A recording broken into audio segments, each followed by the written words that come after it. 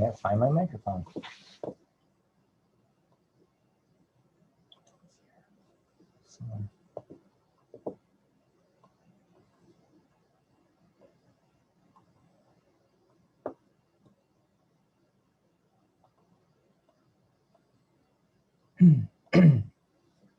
Oh, it's on.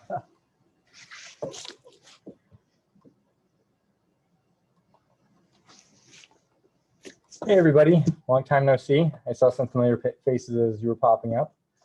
A couple of you I don't recognize. I'm Shannon Egley. Welcome to Microscopy 101. We have 3 intro videos for your kit to help you get to know microscope a little bit, learn some cool skills, and then try some things all on your own. So 101 is we're going to play with things, open up the scope, talk a little bit, play with things that you don't really have to have any special skills to be able to do, just so you know how to use your microscope. 102 is using or developing particular skills like how to make a slide, how to stain specimens, how to make a permanent mount. So taking a fly or something and making it a permanent fixture on a slide. And then applying some of those skills in part 3 to make your own experiments. So I'll give you the topic, share with you a little bit about it, give you a slide and let you figure out how to use it. Of course, I'll be there with you all the way, but I just want to watch you go through and be able to build slides on your own and experiment on your own. So you can grab things around the house, whether it's something out of the fridge and you want to look at it up close, like some yogurt or it seems weird, maybe a slice of ham or turkey where you can see the cells inside of it. Hopefully you see the cells. If you can't see the cells inside of it, then you might not want to eat it because it's not so real.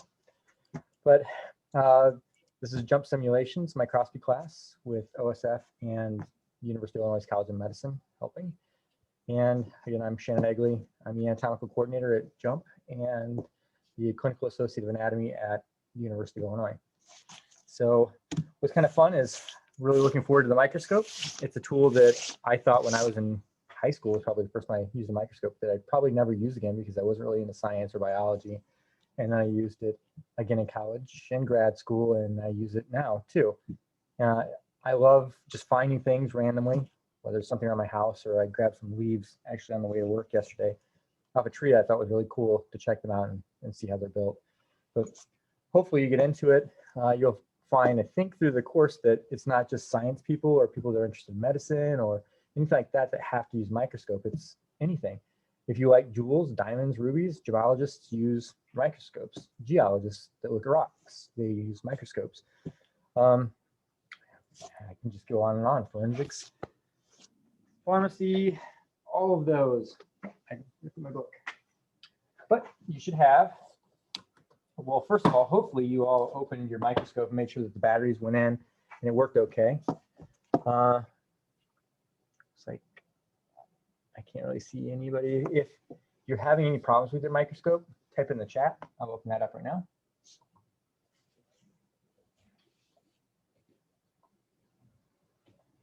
If you have any random questions, you can pop in the chat too. But you should have this book. So if you don't have a black binder, then look in your mailbox because it's in your mailbox right now. And just let me know you're going to your mailbox so I can install. So inside here are the first 2, 101 and 102, 103 and 201, 210, all of those other ones are coming to you.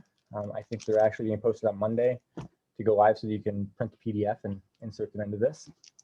This is nice because you can flip around in it. If you see a page that you think is really helpful, you can take that page out, move it to another area of the book, just like a recipe book. So if you have a section of your recipe book that you have favorite recipes, you can take that page out, put it back in the favorite recipes.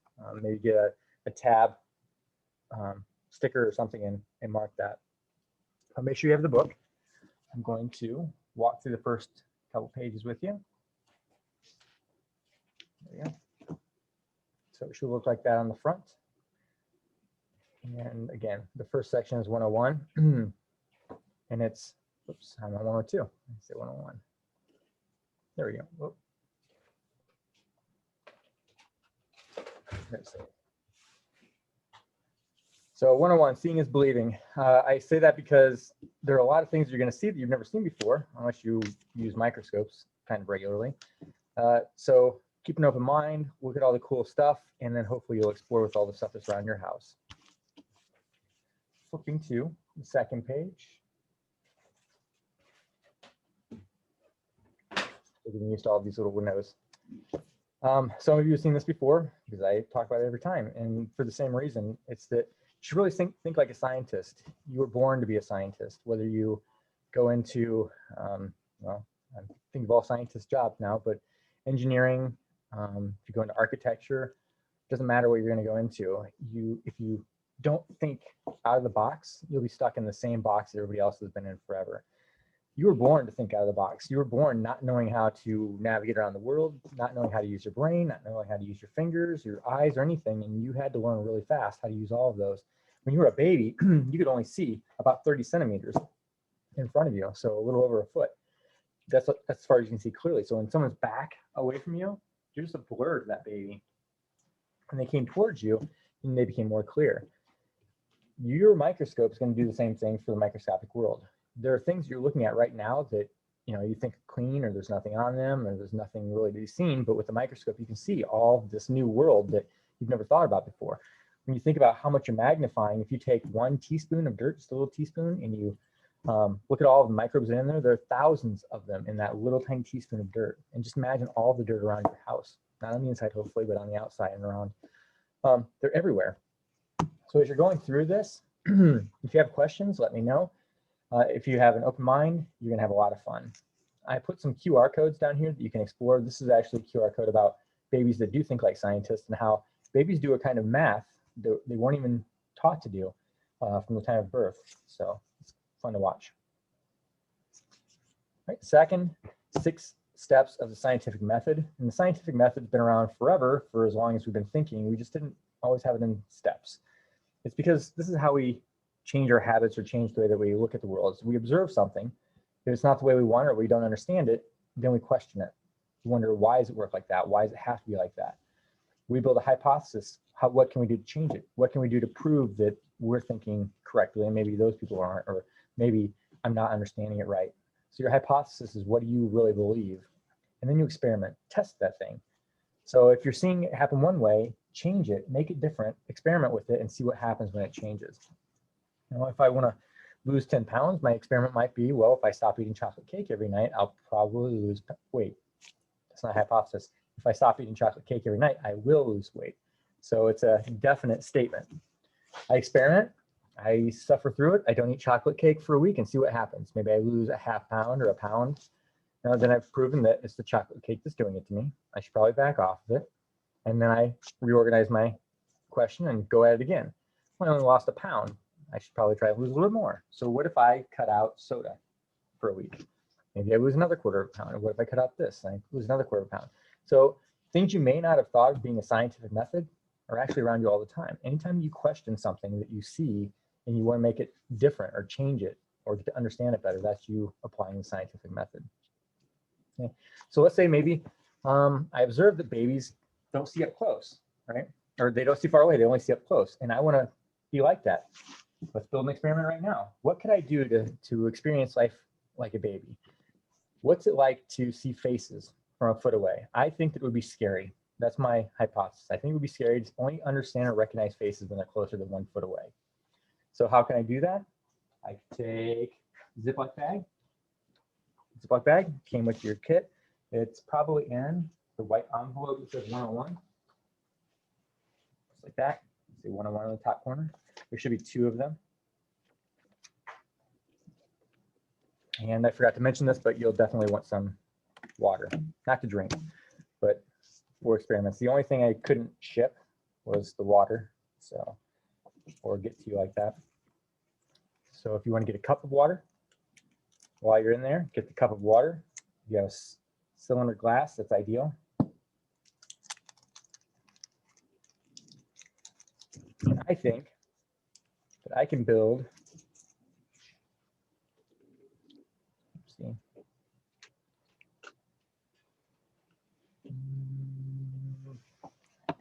forgot to turn something off.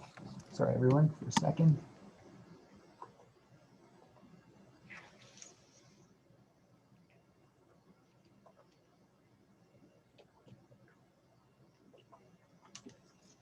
Fixed.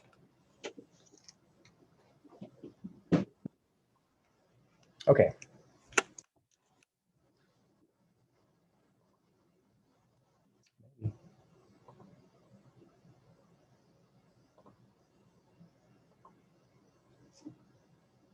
And now I've walked myself out of my picture. There it is, back. See, I bought you some time to get some water. All's perfect. So take your water, your Ziploc bag, and you're going to get this pretty full.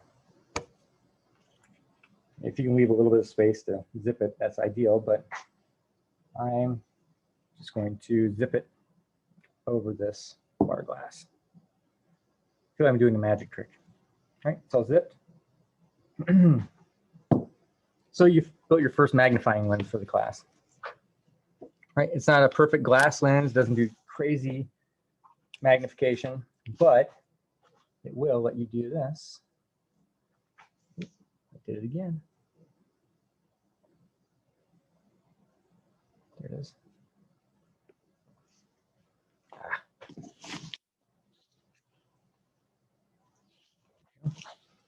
Wow, my whole world turned oompa loopy. So here's a lens. It's a basic water lens, nice and round, flat. Some of you dissected eyeballs with me, I know that. So you remember looking inside the eye, it's nice and round. The lens was like a ball. Baby's lens is like a ball, nice and round. They see things up close like this. You see the writing magnified? But if I flatten out the lens, no magnification, right? Well, barely. Only the rounded part's doing it. So what if my experiment said, I can have baby vision for a week? All I need to do is put a pair of glasses on. They can be regular glasses with no special vision, and this taped on the inside of it. It's crazy. So I can see everything. You can see my skeleton in the corner. It's all blurry, real blurry. So if I want to see something clearly, just look really close. And that's nice. I can read that. But I have to be super close, just like a baby. Don't just do this experiment and wander around the house like that. I don't want you falling and getting hurt. But you can build experiments, test things. I remember when I was in grad school, people were testing what it was like to have a neuropathy, which is a pain out of your fingers or your toes or your extremities. Actually, it's pretty much pain anywhere. And so what they did is, for the pain, they took some kind of pointy rocks, put them in their hand and put tight gloves on, and they put 3 tight gloves on. So they had the sharp rocks, not to cut themselves, but just that irritation, with tight gloves. So their fingertips were kind of tingly, but they had pain and shooting in their palms, and they wore that for a couple hours just to get that experience. So they were experimenting, wanting to find out what it's like to feel like somebody that's having neuropathy. So be creative, think out of the box. It was a really fun experience, and I actually forgot about it until now. Think like a scientist, use the 6 steps. This QR code is actually about a scientist. It was a doctor that he noticed patterns. He noticed that people with stinky breath got ulcers a lot. So he thought maybe there's some relationship. He also noticed that when he took a sample of their stomach acid, there was something moving in it, and it was bacteria. And all the other doctors he talked to said that's impossible. The stomach's too acidic. There's no way that bacteria can grow and live in there. It's just not possible. So he did something you really should never do. He took a sample of the bacteria and ate it. And he waited, and within a couple months, he started getting really bad breath, and he started getting stomach ulcers. And how do you get rid of a bacteria in your body? Take an antibiotic. So he took an antibiotic, fixed him, his ulcers went away, his stinky breath went away, and he discovered that it was actually this bacteria called Helicobacter pylori that was causing bad breath, halitosis, and stomach ulcers, when other scientists and doctors were thinking, it was incurable.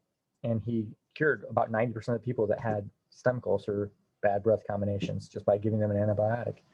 So it's sometimes just the little observations and asking yourself, what could it be? What can I do? What can I test? Right? 3 tools you need. The first one is your brain.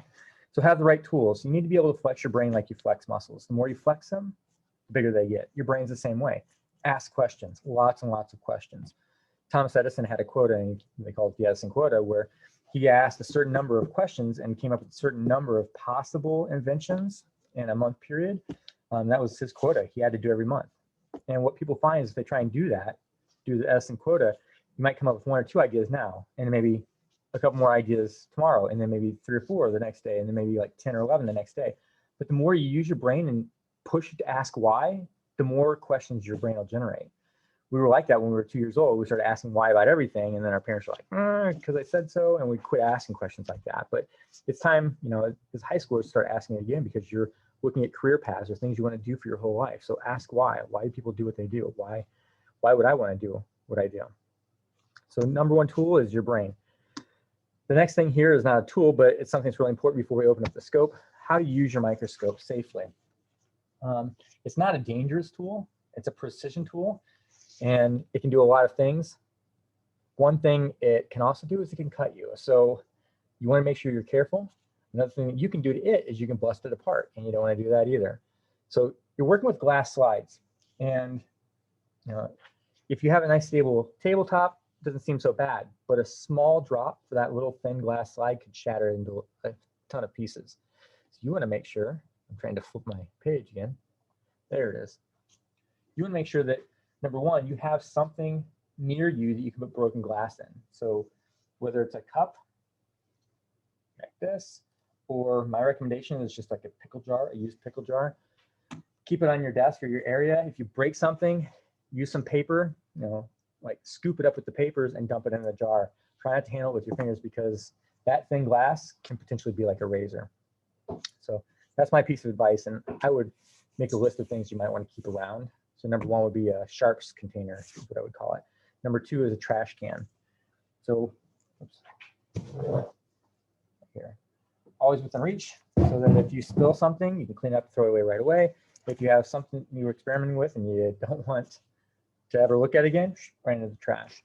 Right? And the third thing are paper towels, because if you're working with water or stains or anything like that, you want to be able to clean it up fast.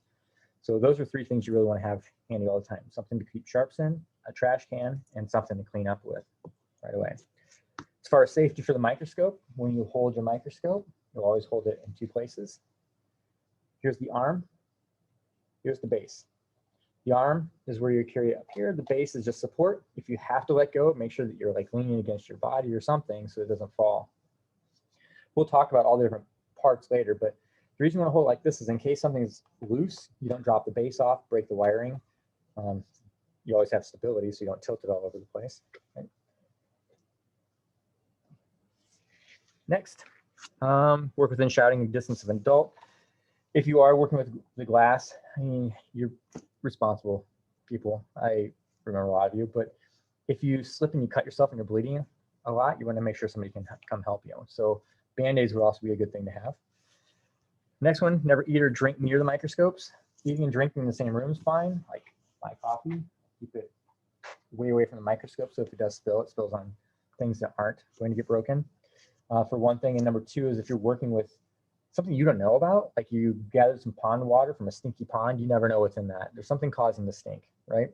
So you don't want to be eating and drinking or working with these things that could potentially make you sick, right? Next, handle chemicals and specimens with care. If using potentially dangerous or infective agents, wear gloves, glasses, and mask. You didn't get gloves, glasses, or mask with this kit because we're not working with anything that's going to hurt you. But if you want to experiment on your own and come up with some really interesting things, definitely make sure you're wearing your mask so you don't splash it or inhale anything. Gloves, so that if you do get something on your hands, number 1 line of defense is peeling the glove off. Number 2 is washing your hands quickly. And the same thing with goggles. If you're working with something that splashes, you don't want it in your eye. And if you need those things, Jump has they call it a sibling kit that has apron, gloves, glasses, mask, all of that for dissection. You can just, I think they're only a couple bucks. Right, 2 hands on the arm of the base at all times. I already said that right away because I want your microscope protected. Keep the scope covered when it's not in use.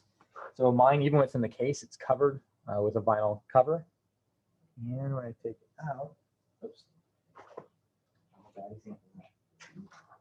Yeah. So in my defense, I just finished another class, but make sure it's always on. If something happens to this, just take if you have to, like a grocery sack and put over it, or a 1-gallon Ziploc bag would work too.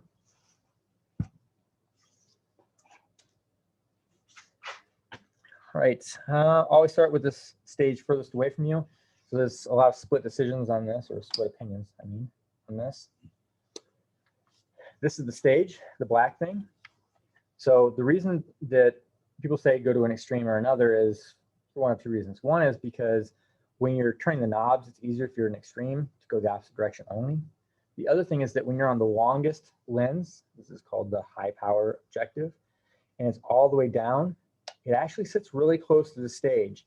So if you have a piece of glass slide on here and you start cranking away and you're not paying attention, you'll break the slide. So a lot of people say if you just go ahead and start like closest, you can only work down and you're always safe. In my opinion, I like starting low and slowly working up. I mean, it's no race. I'm not trying to get anywhere fast. Right. So always start in extreme where the stage is supposed to be. And then never take the microscope apart. I'll show you how to take some of the things apart to clean it later. But in general, leave all the objectives and the lenses where they're at, unless like this one comes out to pack it away and you put a cover back over it. Don't open it up on the inside. It's a precision tool. It's just like it's like a saw, a power saw for somebody that enjoys working on wood, or a nice car for somebody that enjoys driving. It's a precision tool, and it may not seem like it's that inexpensive, or it may not seem expensive, but at the same time, it's a very quality tool. It has glass lenses on it, so they can use the scratch. It has a metal body, so if you drop it, you could potentially break it. Just take care of it. So it's not heavy metal, it's thin metal body. And then the last one's really important. That's why it's in capitals. Only use a lens cloth when you're cleaning it.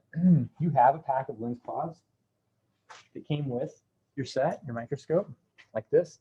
The reason it says only use the lens cloth is because this is 100% grit free.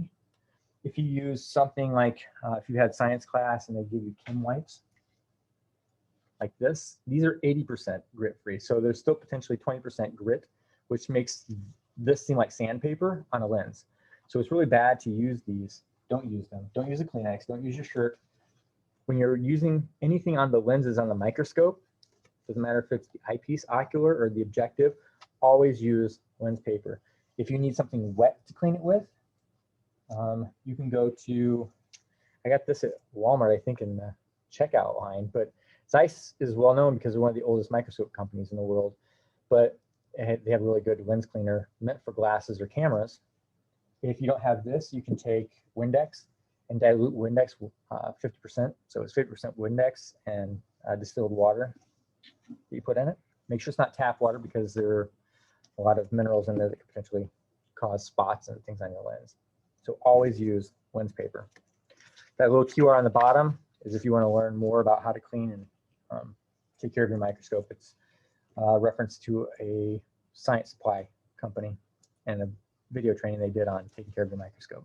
All right, next tool, next page, your lab. So kind of jumped over here. So tool number 2. This is a really cool set. You've got pretty much everything you need. All you have to do is get refills on some things. We do a lot of experimenting. But I tried to make sure that everything that you got is a complete microscope lab. There's nothing you have to have that's not here. Let's go through it real quick. You should have, I know you did, otherwise you wouldn't be listening to this, but you got the box with the scope in it. In the top of the box, you have a little box with all of the, well, not all of, a lot of the individual pieces. I actually got a toolbox from a local tool company. It's a 19-inch toolbox. I just made sure the measurements were big enough to hold the microscope. I like it because I can put all the tools on the top. Open this up. Inside, I can put the microscope. I just put some, when I ordered some products online, they came with the big air bubble packing things. So the microscope lays right down in it. And then I have another tray for all the random things that I like to look at under the microscope. So I have some diamonds in there, some shredded up money. Actually, I'm serious. Cut up can. Things I really wanted to look at closely under the microscope. And hopefully you want to do the same things too. A packet of sports feed crystals. very cool. But it's great because all of it goes right into that box. I think I got it on sale for $6 for that big plastic box. And if I want to, I was gonna say if I want to keep my little brother, but he's not so little anymore. If I want to keep one of my kids out of the box, I could just put a lock on the front of it. And then with the padding, I feel a little bit safer that it's not gonna fall and break. Okay, so you got your set in front of you. Hopefully you tested to make sure the batteries are working and the lights are working and everything on the microscope. So that's part number one. Let's do, I want to be able to see your desktop, or I want you to be able to see my desktop. Like this. So we'll go through and check them off one at a time. You have the microscope. You have a lens set. These are called Barlow lenses. They're special lenses because they let you adjust, which most lenses don't. And we'll talk about that. We'll actually have a session on that later. But you have one that says WF10X, which means wide field. So your normal field of view that you can see, the little circle that you're looking at, is a little bit wider with this lens, and it magnifies automatically by 10 times. So you could actually use it like a magnifying glass and put it down and be able to read print with it. There's the Barlow tunnel or tube. It has a small lens at the other end. And you have a 20X. I'm not even going to take it out. You can see there also says WF 20X because this is 20 times magnification, so a little bit more strong, a little bit stronger than the others. You have a phone mount, which I thought was pretty awesome because I actually bought a camera so that I could record these, and I found that just having the phone mount and putting an old broken phone, so the screen's completely shattered on this one.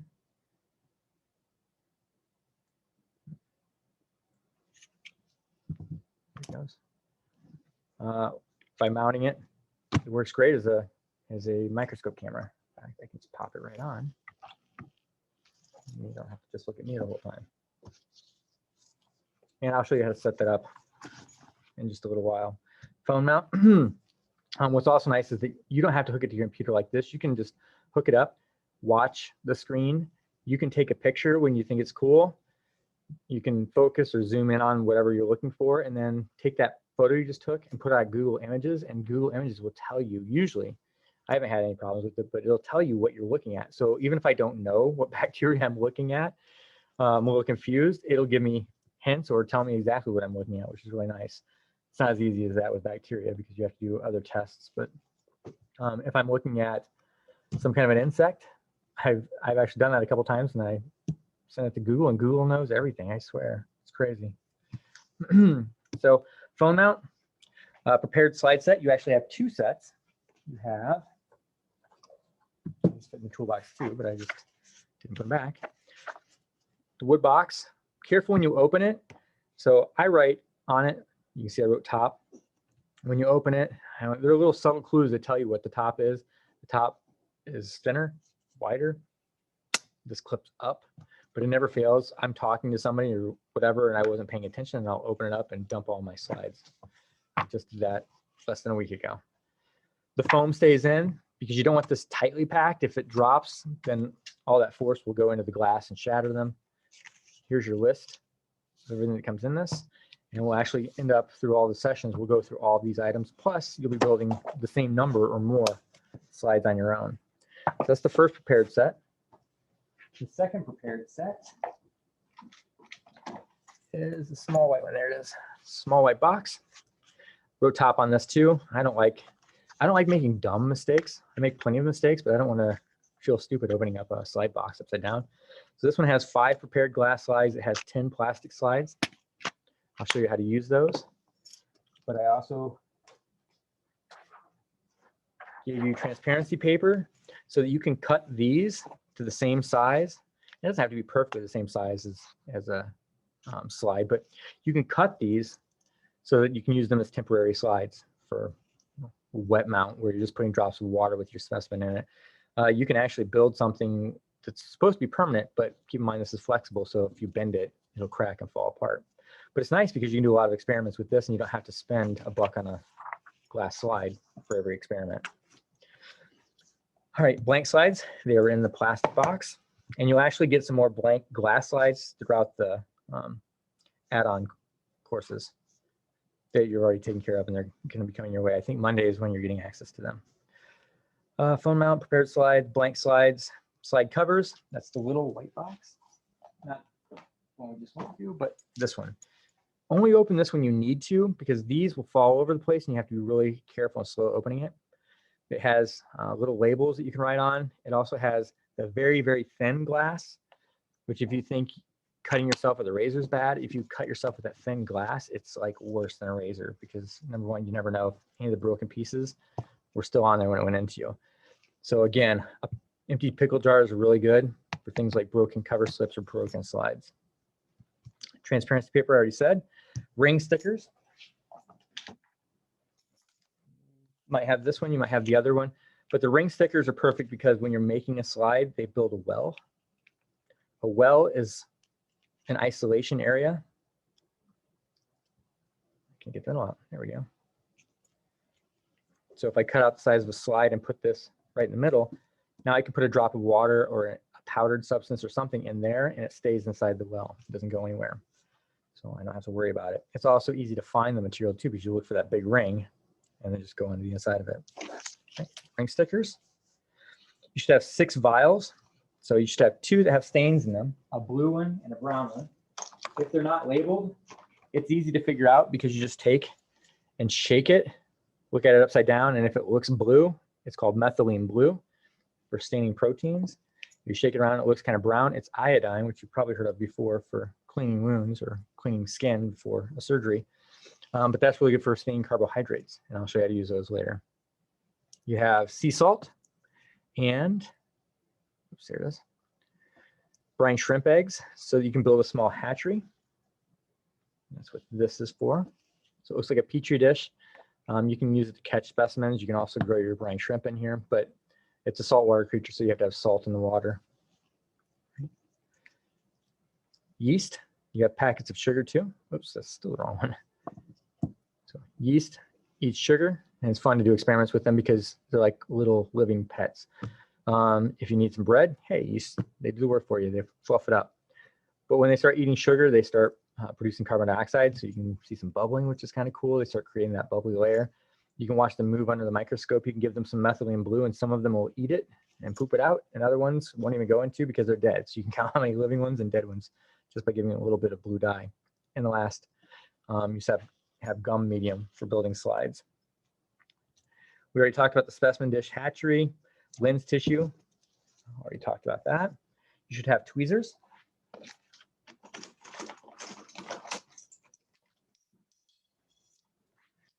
Some people call them pickups, some people call them forceps, but tweezers, pickups, forceps, whatever.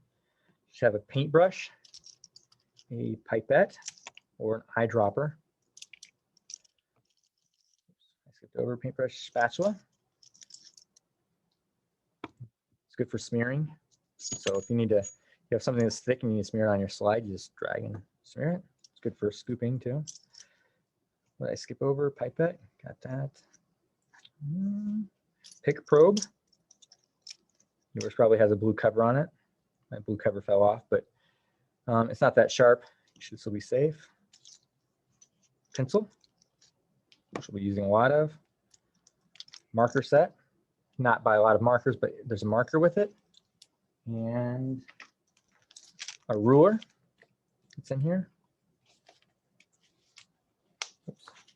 And a couple of labels in there. I'll just leave them together. They don't want to come apart. You have toothpicks, which I left sitting out somewhere. I have one for representation. And these are really handy for using the stains so that you don't use the eyedropper. You just dip a little stain on it, and I'll show you how to do it later. But I would buy a box of toothpicks. They're like $1 for 500. You'll be safe forever, most likely. Pencil sharpener. I got it for you not as just a pencil sharpener. Yep, sharpens the pencil, but also because if you take a Phillips screwdriver, take that screw out, flip the blade over and put the screw back in, now it's a microtome. And a microtome is for cutting specimens. So like this, I'm not going to cut my finger, but if I take that apart, flip it over, I can take a carrot or an onion, and it slices, real thin slices of the carrot or the onion, so that I can take that slice out with my paintbrush. So the paintbrush will take a thin slice of something, pick it up and pull it out, spread it on my slide, stain it, and then look at it under the scope. Later in some of the add-on courses, I'll show you how to take like a bug, put it in wax, slice across here and get slices of the bug. So it's not just a pencil sharpener. Clear nail polish. So, clear nail polish is to help you mount things. You can take a slide, put a drop of nail polish on it, put a bug in it or whatever your specimen is, put another drop on top, and then make a sandwich with the cover sheet. So then you have the whole thing filled with nail polish that's going to harden and keep that thing sealed for at least a year, unless you bend it or break it. It's not as good as the permanent chemicals you can buy at a science shop, but it's good enough for what we're doing, and it's definitely good enough to help you see cool little things for short term. Clear tape. Okay. I'll show you how to use that. That's also useful for making slides when you don't have glass. Microscope cover. Already talked about that, to go over your scope when you're not using it. 3 AA batteries. Hopefully you have them in. And then the lab notebook guides. So this is your lab notebook on this side. Here's the guide on the other side, so that whatever you're doing, you can take notes on it over here. I know it feels like school when you take notes, but it doesn't have to. This is a place for you to jot down ideas or questions. I used to play music a lot, and I loved when you wake up and you've got this really cool idea in your head and you're like, oh man, I'm going to finish streaming and finish that idea, and I'm going to tell everybody about it tomorrow. And tomorrow comes and you're like, oh, I think I had a really cool dream. That's what your notebook's for. While you're in the middle of doing something, your mind's going to wander. Let the wandering mind write new questions or put new things down on that page. Don't let them slip away, because sure enough, you'll be focused on something else. And then when you go back to it, like, oh, totally forgot what it was. All right. Number 1 tool was your brain. Number 2 tool was your microscope or lab set. And then number 3 is keeping a notebook. Making sure you write down all those ideas, because those ideas are the golden. What if you're the person that figures out that bad breath is caused by a bacteria and the antibiotics cure the bacteria? What if you're a surfer and you're hanging out, swimming and on the beach, and you're noticing some algae and different living organisms that their temperature, when it changes, they start going through different cycles of life. And then you go back to your lab and you create a PCR machine that makes you a Nobel winning scientist. You know, you never know when you're going to come up with cool ideas. A notebook's nice to have so that when you're sitting around doing whatever, it's close to you. Da Vinci, one of my favorite scientists of all time. A lot of people say, well, he was an artist, he was an inventor. He was all of those. And when he died, he had 7,000 pages with over 7,000 illustrations full of notes. And when you look at his pages, they weren't just about the body on this page like you see in the picture. He would have little side notes around the corner about things that were totally unrelated that he wanted to think about later. Like his idea for putting egg whites in his paint to help it give a better shine. It was going to stay longer. So when he was painting the Last Supper, he mixed egg whites with all his paints, thinking it was going to be this perfect painting that would last forever. And it was the worst thing he could have done. So a lot of mistakes happen in your notebooks too, but that's the cool thing. You learn things that don't work. And that's what Thomas Edison said about inventing the light bulb. He tried over 1,000 different filaments before he came up with tungsten. Even cat intestine was one of them. And when he told people that he tried over 1,000 things, they're like, wow, so you failed 1,000 times. He said, no, I found 1,000 things that didn't work. So intentionally find things wrong. Think the way your brain wants to think. Your brain doesn't like linear. Your teacher probably hate me for that, but when you see an outline, your brain doesn't think outline. I mean, how many times have you sat down and tried to take notes and that outline just poured out perfectly and all of the 1s and A's and 2s and B's and all that lined up? This doesn't work like that. Your brain is meant to think in lots of directions at one time. So I remember teaching, when I was teaching at a nursing college, students always had, they were like, how do I study? What's the best way to study? And I don't know what the best way to study is, but I can tell you how your brain likes to study. And your brain likes to study in like not a fixed path. It will think of a word and come up with all the connections it can, which is really cool. So you might be working on something with bacteria, and then your brain goes off to some other microbe that you'd think was totally unrelated. But you've got such cool ideas, go with that pathway. So what I would tell the students to do is, here's how you approach a question. If you want to know a bunch of things about the muscle, and you know there's going to be a lot about muscle on the test, what you do is you write the word muscle down on a piece of paper and just go crazy. So if I write the word muscle down, actually, I did that last time, so I'm already prepared for that. Let's get something new organ, the eye. Okay, so you have that word like that, and then as fast as you can, you come up with all the connections you can. And so I might do cornea, lens, lateralis, that's the muscle. Pupil, ball, right, eyeball, lid, pad, oops, something got on my hand, hurt. And then that was like 10 seconds. So I came with 1, 2, 3, 4, 5, 6, 7 things because I write slowly. But what doesn't seem right? Did I do anything wrong? My mind wants to think of other things. You know, I may have gone to Steve Jobs after this, but yeah, I stuck with some of the things that are common sense to think of eye, but then like the iPad, what's that have to do with anything? But it's a creative thought. It's my brain going, hey, why do I have to be stuck in this little box? I want to think out of the box. So I would always tell students, if you can come up with the main topics, branch off like this, and then when you see a question on a test, look for the main word and just plug everything in, then look at the answers. If you plug things in and the answers, only one of those 4 has what you came up with in your head, stick with it. That's the way notebooks are meant to work. It's the way that notes are meant to be taken, is taking a thought and building on it. So if you get a chance and some random squirrel pops in your mind, run with it. Run with it in your notebook. That's my favorite thing to do. Right. Collecting, culturing experiments. We're not going to spend a lot of time on this right now, but when you need to prepare a specimen, it's not always going to be done in the time that you want it to be done. So sometimes you have to wait an hour or 2 hours or a day or 2 days. Some of the things that you're going to collect, you might have to prep. Like a lot of microorganisms, they like a wet environment, not drenched, soaked, but they like living in moist moss or the deeper parts of the grass where it's wet on the ground. And if you take that wetness away, they'll curl up in a ball and they'll dehydrate themselves until they get more water. So they kind of go in this hibernation state. In this section, I gave you some moss. If you open up the 101 envelope inside, I already pulled this stuff out. There's a paper towel. If you open it up, there's some moss in there. You can rehydrate it and take a peek at it later. All you're going to do, put a little piece of the moss, not the whole thing in there, with your tweezers. So with this one, I broke off a little bit of the leafy section, which is not leaves, it's moss, so it doesn't actually have a leaf, but everybody calls it leaves. And then this is a part of the root, which a moss doesn't have a root, but it looks like a root. It's called rhizoid.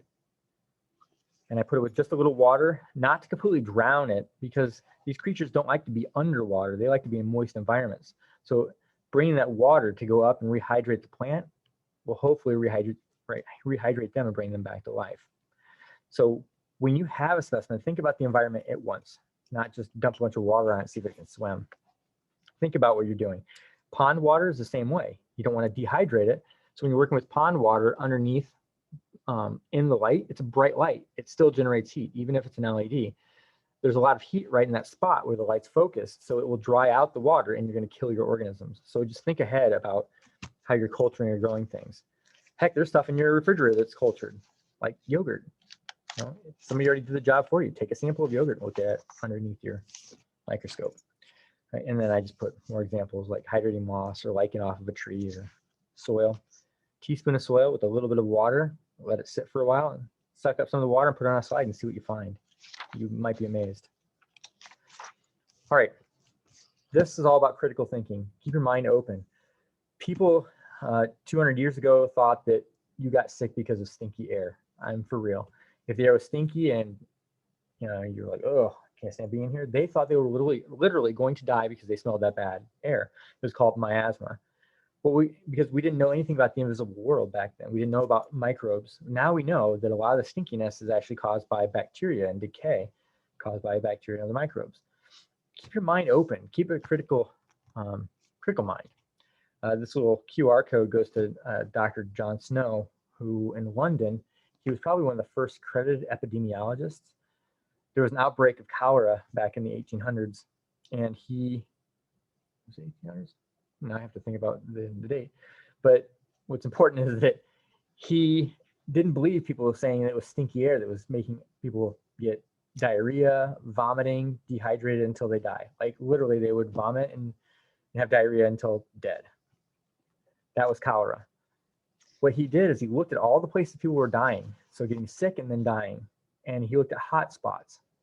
And he looked to see if there was something central to those hot spots. Was it somewhere they were buying their groceries? Was it somewhere that they all socialized? Was it the local bar? What was it? Where were they hanging out, or what were they doing that they were getting sick? And so he looked at all the things people did regularly.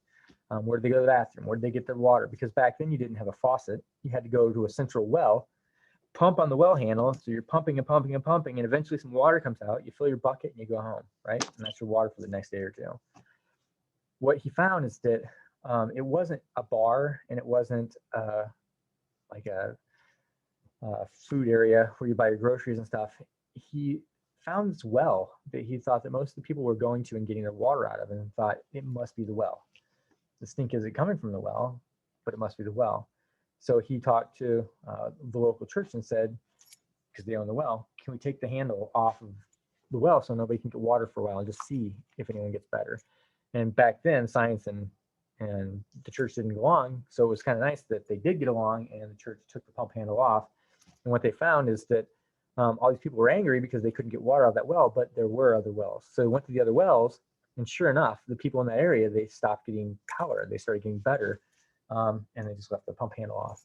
And now it's actually like coated with gold or something that hangs at the church. But that was really the first epidemiologist, Dr. John Snow. And an epidemic is something that travels across the country. We're in a pandemic that's going across all the continents. But that's really the idea, is that if he had been stuck with it's got to be the stinkiness, he would just walk around with his shirt over his face all day. But he thought it's got to be something else. Be inquisitive. What's causing you to stink?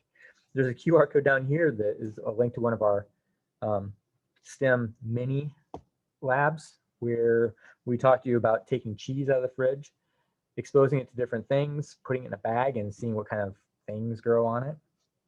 Be curious. Take a shower. Wash your hands really well, whatever. Take hand sanitizer, put it on your hands and feet, and then take cheese and put a slice on your foot, put a slice in your hand. Wait 30 minutes and put them in their own bags and see what grows.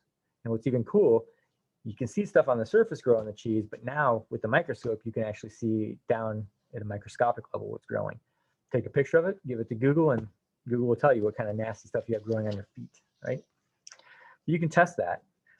Cheese is a perfect petri dish, not artificial cheese like Kraft cheese, because that's so full of preservatives is not going to do anything, but real cheese.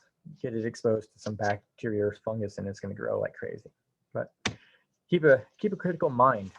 Think of the invisible world as your new world. It's like a baby going to this new environment, wonder what's going to happen. What are you going to see down there? What are the kind of, if you look at pond water, or even some water from a little puddle in your yard, what kind of things are you going to see growing in there? If those things were life size for us, they'd be terrifying. It's crazy. But try things out. Next one, the complete history of microscopes. Not really, but enough for what we're doing. So microscopes have been around for a long, long time. Magnifying glasses, even longer. Magnifying glasses, they started with probably a caveman taking a piece of quartz and polishing it with his bear fur from his kill, polishing it down until he could see through it. And maybe he was the first person to burn ants with a magnifying glass. You never know. But magnifying glasses were handy because, of course, they brought things closer. Until the Jensen family, father and son team, thought, what if we take two, right? If one lens is good, two's got to be better. So they kind of stacked them up so they could see through both. You could probably try that too. But you have two lenses. I didn't even think to try this before. Look at that, all the questions we're coming up with. But maybe you can increase the magnification with your lenses. Water lenses are not all that great.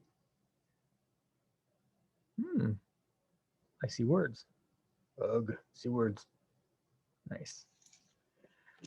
But give it a shot. See what you can do. Compound microscopes, they didn't really know what to do with it. They thought, hey, this is cool. We can see a lot of things. Robert Hooke came along and took a slice of cork, a tree slice, looked at it, went, wow, that's pretty interesting. He actually had 3 lenses in his microscope. He said, the shape that I can't see without the microscope looks like little cells in a monastery, like all the monks' rooms lined up, kind of like in a jail or a prison too. And so he called these little chambers cells. And we've used that word forever to identify the cells that build our body and build trees and plants and everything. So Robert Hooke started that, and we'll actually replicate his experiment. The next one was Anton van Leeuwenhoek, and he was actually a seamstress, and he sold drapes for a living. So what's interesting is that why was he playing with a microscope? It didn't make any sense, but he was fascinated with them. He loved polishing lenses. He was the best at polishing lenses, and little tiny ones. And then he put it in his microscope. It looked like, oh, you can see this book, like that. And if you look closely, there's a little piece of glass that sits on a flat plate, and there's one that's suspended. So he had kind of a compound microscope, but it was small. And then he would take a little drop of water and put it on a pan on the opposite side. And then he would hold it up towards the sun or a light. They didn't exactly have light switches back then, and the first picture I saw of him was him holding up to the sun, like, that's safe. That makes sense. But he could see something in that water drop moving around. And he said, like, it's like little molecules, but animals. So they must be animalcules that were moving around. And those were the first bacteria and germs that were recorded using microscopes. So he got a lot of fame and credit. He tested himself. He'd peel skin off and look at skin under the microscope, spit on it, body fluids he'd put on there. You just want to see everything. But I say that like it's a bad thing. It's not. It's really interesting. Just don't tell people about it because they're like, oh, crazy, right? Yeah, today I was looking at this bacteria I found in the corner of my bathroom. No, I didn't really do that, but I'm sure somebody would laugh at that. Right, types of scopes. So microscopes you're using today that you have actually from now on are compound microscopes. It's like the Janssen family built. So there are 2 lenses that are appropriately distanced so that you can magnify. You can go crazy. The 3 pictures here are actually electron microscopes. So instead of using light to send the image, they shoot electrons through the specimen. Your specimen is dead after that. It's not going to live through it. But this top picture is actually a cork cell, just one individual one. You can see the nucleus, that giant ball in the middle. The one below it is another group of cork cells, and the one below is the same group of cork cells, just closer. So it's mind-blowing how much detail you can see with an electron microscope. All of these fields of practice are things we're going to go through one at a time while you're playing and experimenting. They said 101s for us to just play with stuff, and I'll reference who uses a microscope in the real world and how maybe someday you can make some money doing it. Some of the jobs that use microscopes you might be surprised by, like textile scientists that use microscopes to look at fibers, like for dresses or tuxes or designer clothes, or coming up with the next cool kind of material, like making it out of banana or coconut hair for whatever. So they make a lot of money playing with a microscope and looking at cool little things all day. All right, next point, how vision works. Did I skip over something? Perfect. Cool. That means now we start getting our hands dirty. So how vision works, light works in 2 ways. Light's reflected, which means it bounces off of things, and it's also refracted. So reflecting light, if you see something in the room and it's, everything's like black and white here. If it's orange, this means that this thing hates orange, can't stand orange. When white light, like on the prism on the top of the picture, comes shining down, flip over here.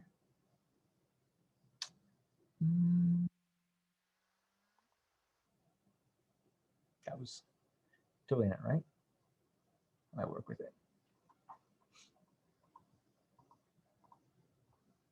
Okay, well, great, and cut off my prism.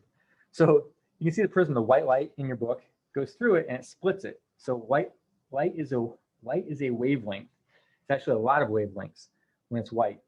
But when it goes into the prism, the refractive or the bouncing and bending properties of the glass as it goes through splits the wavelengths in different directions.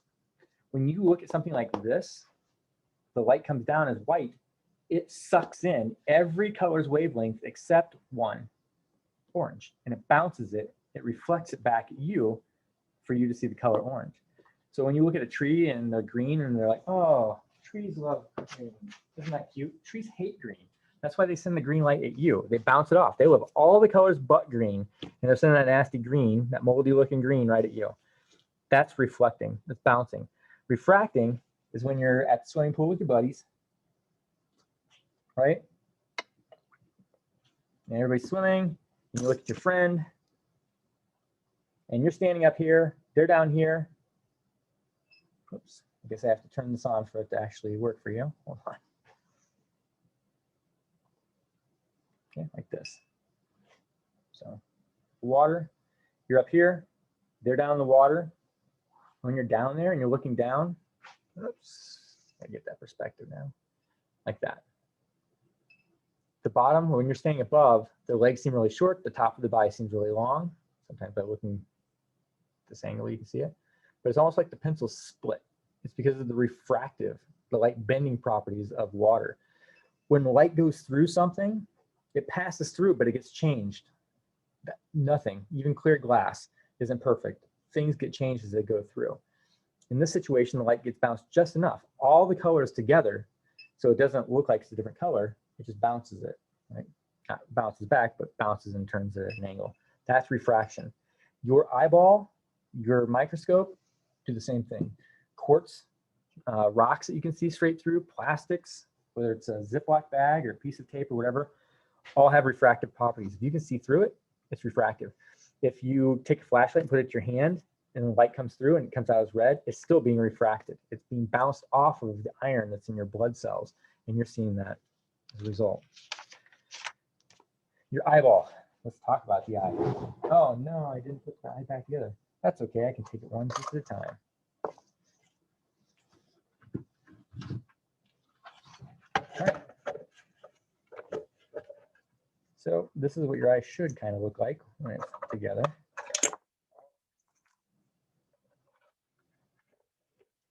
Right? You have the front, there's the pupil in the center. You have the white out here called the sclera. This white is perfect because when light comes at your eye, it's all white around here except in the center where it's clear. So what's going to happen to the light? What color is going to get bounced off? All of them. When light hits this, all of the colors bounce back. That's why you see the white of someone's eyes, right? It's bouncing everything out. So no light is going through to the eyeball, into the eyeball. It all has to go through the front.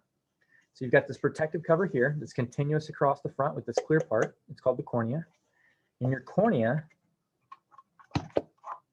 up front is responsible for about 2/3 of light bending as it goes in. So when you're trying to focus on something, you need that light bent. It's the cornea that does it first. We don't give the cornea very much credit because it's hard to manipulate your cornea. It's pretty firm, it doesn't want to bend. There's nothing special in there that's bending it. But let's say you have bad vision and you're squinting all the time. What you're doing is you're squinting, squeezing down on your eyeball to bend the cornea because you can bend it externally. You just can't bend it internally like the lens. So light comes through here and gets bent, refracted. Next thing it goes through is the light controller, the pupil. Well, technically, the iris is the light controller, the pupil is just a hole in the middle. So if I need to see something better, I open up my pupil, the iris gets bigger, thinner, and the light goes through to get more detail from it. As light goes through the cornea, through the pupil, it's actually moving through fluid. So as it passes through the fluid, you don't want air and you don't want other things to change because air is refractive too. You can see this on a foggy day. If it's foggy and the little droplets of water are thick enough, it bounces light everywhere and it actually just looks like a white sheet, right? The best days that you can see the furthest away are the non-humid days because there's no water to bounce the light in the air, right? So you can see far, way far. So you want water in here. You don't want air inside there. It's all water called aqueous humor. It's thicker water. Then the light hits the lens. And the lens is what we usually give the bouncing property or the control of your vision to. The reason we do that is because if you look on the back side, there's that big muscle that goes around here. That big muscle will take your lens and stretch it out to make it flat, or relax it and make it nice and round to make it round. So they can adjust how far away you can see, right? If I take this lens and I hold it,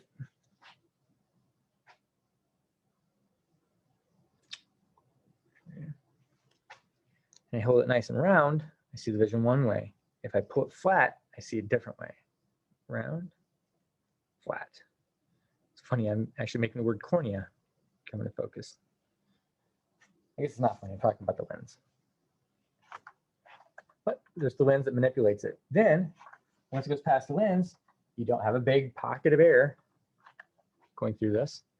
Now you have another wad of thick water. This thick water is called vitreous humor. If you've done the dissection here in the lab and you cut the eyeball, you know it's like jelly when it's, well, when you've passed and it's kind of solidifying a little bit. And then the lens itself is more like a marble. So light comes in through the cornea, through the water, through the pupil, water's called aqueous humor, through the lens, gets bent or manipulated by your eyeball, goes through the vitreous humor, and hits the backside. What makes your eye and a microscope different, you have multiple lenses, quote unquote lenses, so does the microscope, but you're the only one that has a sensor. All the microscope is a tool to help your vision. So when you see that light has to get to the back, clearly hit this little yellow area or close to it called the fovea, that yellow area. This is the optic nerve. There are no vision sensors back here. So if light goes right there, you technically have a blind spot, right? You see nothing. Your brain lies to you and fills it in saying that there's no blind spot there, but there is one. You can go on Google and say, test my blind spot, and it will give you an experiment to test it. It's kind of cool too. So vision and the microscope work a lot the same. It's a series of modifying and amplifying signals, sorry, magnifying signals. We already built the water lens, but I kind of want you to think about this. Air, like I said earlier, is really bad, real bad for amplifying signals. And this is why. I might have too many marbles here. I'm just gonna have to make more mess. Yay for messes. All right, back to the cup. The cup always works. So here we have these little jellies.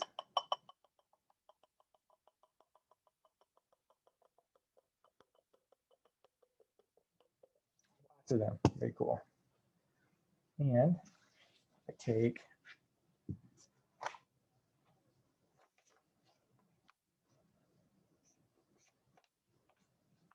write a secret message through here.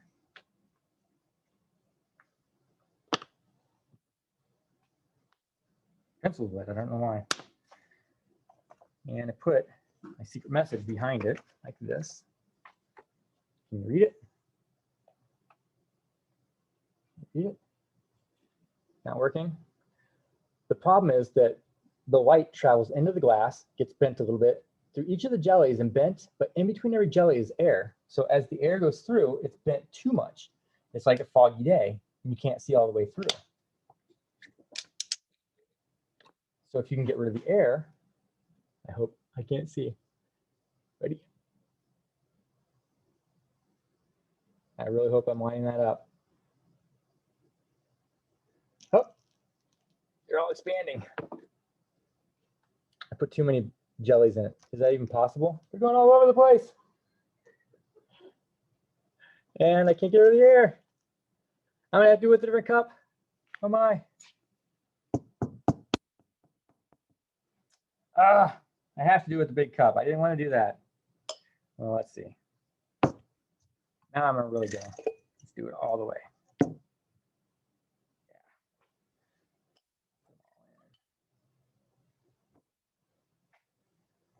But now it's round.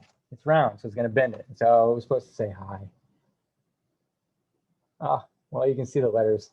This is the roundness is making it now a concave lens, convex lens. Sorry, it's bending it. Oh, I hate it when a good science experiment goes bad. Do try that at home, kids. Go buy a bunch of those things from like the dollar store for 20 bucks. That'll get you 20 of those and just go crazy. Fill up the fish tank. Mom will love it.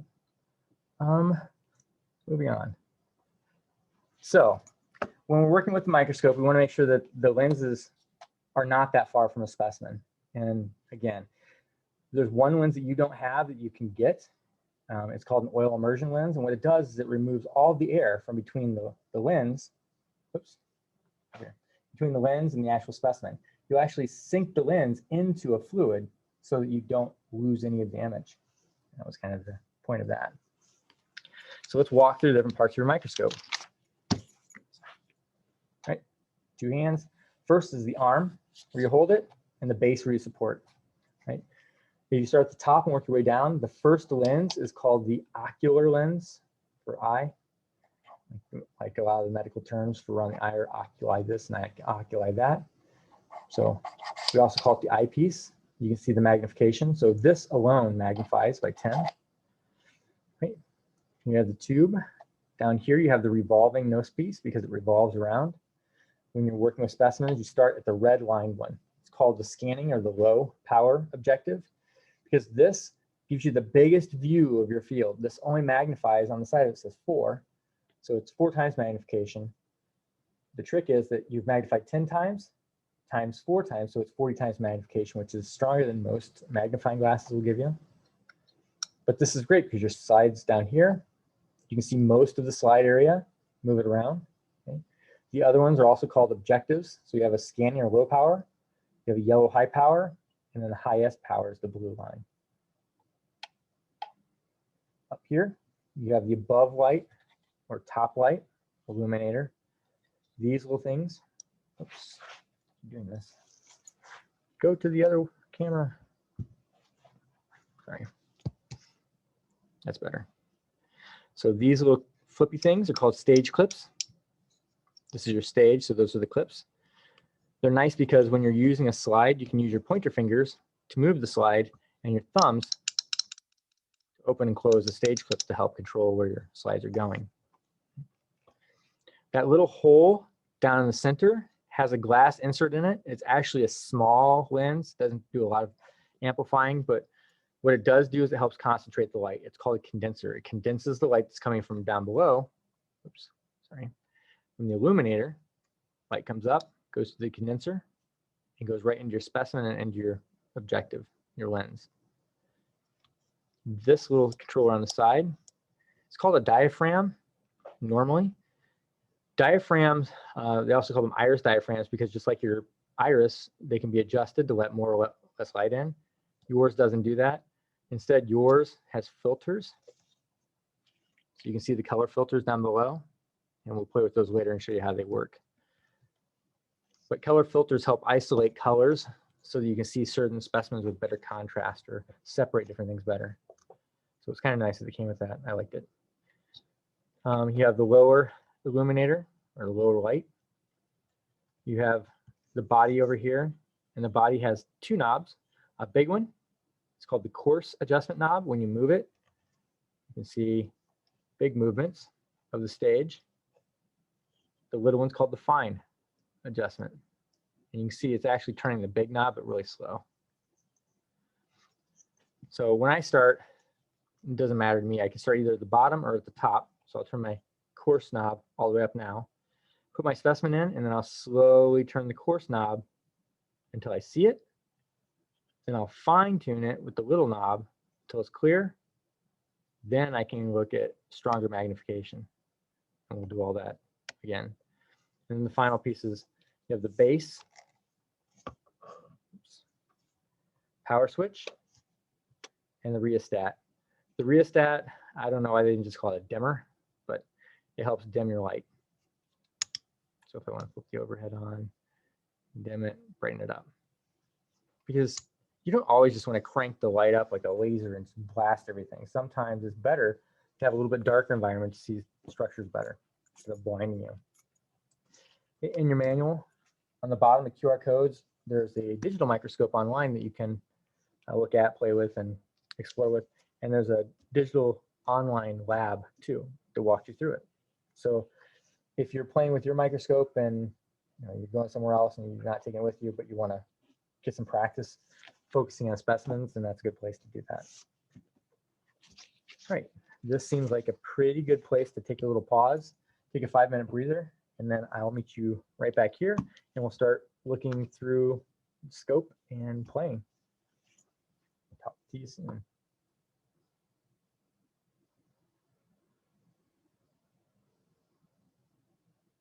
Ooh, I'm answering that.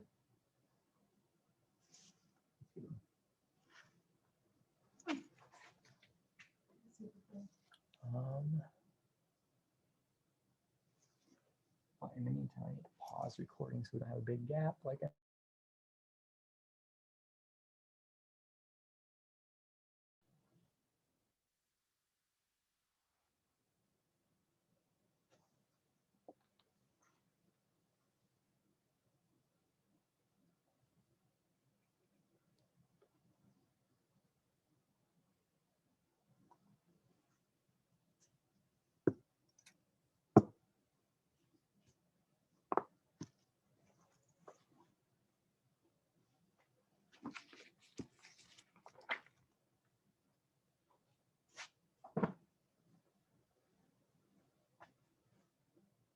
Okay, so it's been about 5 minutes, maybe a little over 5 minutes, but we can get going again. So we just walked through kind of the formalities and walk through the different parts of the microscope. I'll keep using the terms over and over again so you get a chance to hear them and get used to it. Learning to work with a microscope is pretty easy. It may not seem real easy in the beginning, but it's kind of like when you were younger and you learned to play with an Etch-a-Sketch. You were probably 3 years old trying to figure that stupid thing out. You feel like you turn one way and it goes another way. It's just really weird to do. You get a little frustrated, but you just can't give up. And then eventually you get it. And I know a guy that he loves Etch-a-Sketches, I guess, but he can draw the entire 50 states of the United States, or sorry, no, continental United States on an Etch-a-Sketch in like 5 minutes. It's amazing. But the microscope's the same way. Some people will really get into it and they'll be great with it. Other people will think it's okay and they'll be really good with it. It's hard to be bad with a microscope, just doing the fundamentals. In fact, what we're going to do now, we're going to play with it a little bit. We're not even going to use a slide. We're just going to use we're just going to put things under it and take a peek at it. All right. So let's flip to the next slide, next page in your book. There you go. So first looks, are you right-handed or are you left-handed? Are you right-eyed or left-eyed? So if you're right-handed, doesn't mean you're going to be right-eyed, doesn't mean you're going to be right-brained, doesn't mean anything. So you have a dominant and a weaker eye. It's just the way that it works with everybody. The way to find out what eye it is you can focus on something. So I'm focusing right on the camera, right? I'm going to make a round circle like this, and I can see the camera. Both of my eyes are open. I can see the camera right through it, staring at it. In fact, you can probably see my eyeball staring at it. And then I'm going to close my right eye. I still see the camera right there. Open my right eye, close my left. Can't see the camera. My vision just jumped. What that's telling me is that my left eye is dominant. My left eye is the dominant side. I'm right-handed, but I'm left-eyed. My left eye does most of the vision, and when both signals go to my brain, my left eye is the dominant one, and my right eye just fills in the pieces, the blank parts. If you do that blind spot that I talked about earlier, you'll see there's a blank spot in your eye, and the other eye is there to compensate for it. So your vision's coming through, it's splitting, and when you close the strong eye, now the weak eye has to take over, and that's why the vision jumps real quick. Some people, it's like being right or left-handed. Some people will use, like me, will use the left eye to see things. Some people, even if they're left-eyed, they use their right eye for viewing. It's whatever's comfortable. Like My brother, we grew up playing baseball. He's right-handed, but he swings left-handed. Weird, right? It's just how it works. So what you can do, and I find myself switching back and forth, is that if you're left-eyed like me and right-handed, it's perfect. You take your notepad, notebook, your microscope. Yeah, let me turn on the desktop. You've got your scope, seeing safely. I've got my book to write in. I can put my left eye up here, look at my specimen, and I can draw with my right. So that's the way a lot of people like to do it. If I need to, I can bring these two closer together so I can keep both eyes open. And what's nice about that, whoops, wrong way. By keeping both eyes open, I can look with this one and I try and match the drawing with my right hand. So it's kind of fun doing it like that. I don't know, sometimes I'm looking through my right eye and I catch it, but when you're using the scope for the first time, setting it up is really important. Don't sit on the couch and rest it on your leg. Number one is it's not stable. You're wobbling around, you're trying to move glass slides, you're trying to use the spring clips, you're hunched over doing things. Don't use it on the couch arm, you know, where you've got a soft cushion because you're squeezing on the spring clips and it's shifting everything around. You always want to be working on a solid surface, so make sure that all 4 feet are firmly on the table. And table, not floor. I had somebody ask me, what about the floor? Super uncomfortable. So if this is in front of you and you're laying on your belly or on your elbows even, your head's tilted way back like this for however long you're working with a microscope. Not a great idea. So I would say sit down or stand at a table. When I'm standing at a table and I'm looking in the microscope, I actually kind of spread my legs apart a little bit and I lower myself down on my knees and I rest my knee on the leg of the table or whatever, so that I'm in a better position and I'm ready to, you know, so, and I'm ready to look in. Right.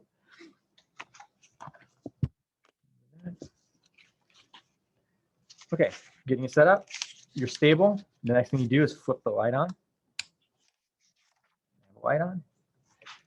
I want to make sure that it's bright enough. A lot of times I'll start with the brightest and then dim it. Remember the rheostats of dimmer over here on the side. I want to make sure my stage is at an extreme. So this time I'm going to pull it all the way up to the top. So the distance between my red scanning objective and my stage is close. So when I put my specimen in, it's, you know, it's at an extreme. I can put my eye up here and not have to worry about, you know, breaking something with my knobs. I'm actually going to shift microscopes because I have this one. And you are going to want to focus on something. Doesn't matter what it is. So you can set up your camera if you want to set it up. So I have a nice camera that was kind of expensive. And I actually find that the smartphone does better. I like it a lot better. So if you want to just grab something out of a slide box, throw top on it, all good. I get nervous about that.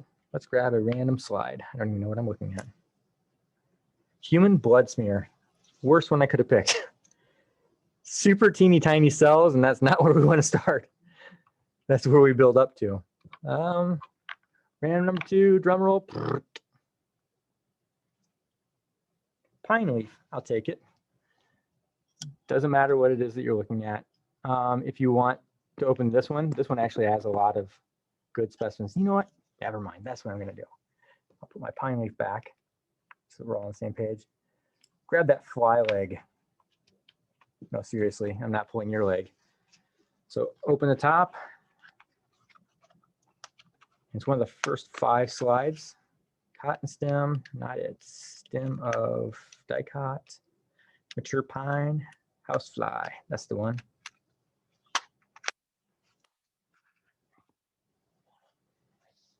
When you put the slides in, you'll always want to be able to read it. That way you know you're in the right place.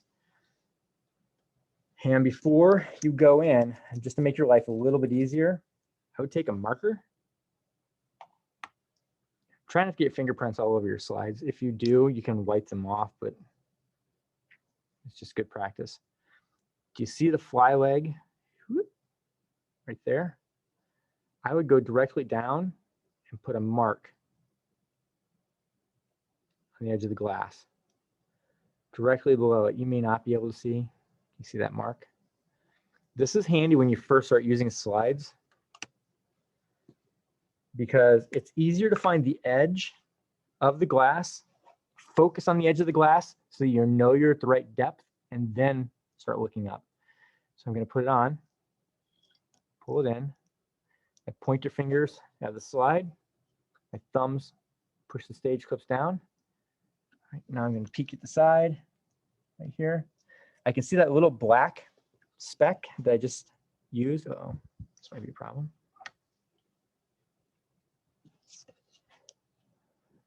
So the little black speck I just painted on is right there, just at the top of the condenser circle. See the light in the condenser? You can see the edge of my slide. The black mark's right there.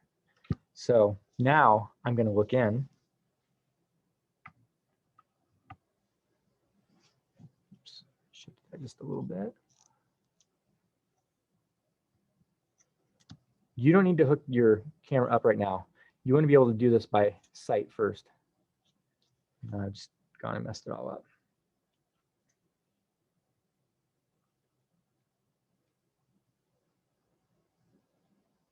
But I want you to see what I'm seeing as I'm getting it ready. Okay, close enough.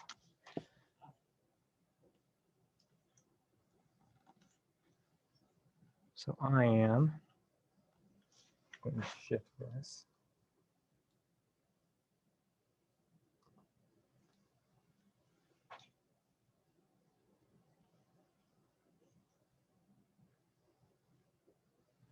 Okay, right now it's really blurry. I have my stage as high up as I can get it.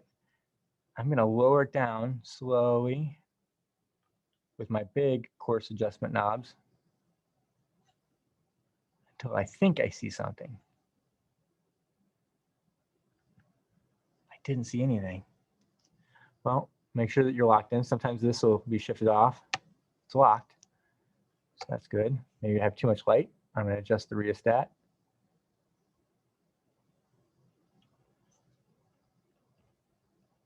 Okay, now going back down.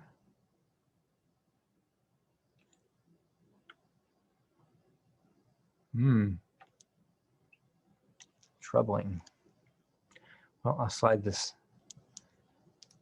slide, push my spring clips, slide it back. Oh, there it is. Do you see the edge? See the shadow that just moved?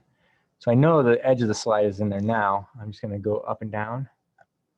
I'm all the way at the bottom. I'll bring it back up. There it is. Oh, look at that. There's the edge of the slide, and there's my marker mark. Isn't it cool already? It looks like a cool mountain painting. And the reason it did that is because earlier I marked the bottom side of the slide on accident, and then I just put a mark on the top. But look at that coolness. All right, so that's the edge of my glass. I see it. I'm going to use the fine knob to get a good view. That actually looks like a castle or something, doesn't it? That is wicked sweet. I need to take a picture. And now I'm just going to pull. I have my fingers. I'm pulling the slide towards me. Still cool. And I'm focused. I'm doing it. I'm taking a picture. Oh no, I can't reach the button. I don't think. Nope. Well, nuts. I zoomed in on my picture so that I could show all of you. I covered up my camera taking picture or picture taking button. Okay. Well, that's the edge. I'm hoping I stalled enough, babbled. But you should find the edge. And when you're ready, you know that the fly leg was right directly above your marker mark. So we're going to just pull that down. There's the edge of the cover slip. You see all the glue.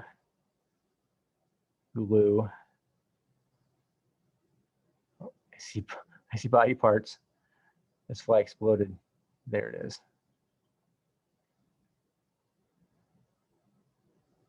Ah, the leg's missing. Okay. Whoosh. It's like shaking somebody's hand and the hand falls off on you. Here we go. Right. So all you're doing is you're just getting it in view. Move your slide around, whatever you have to do to make sure you can see it. I'm not sure what that stringy thing is.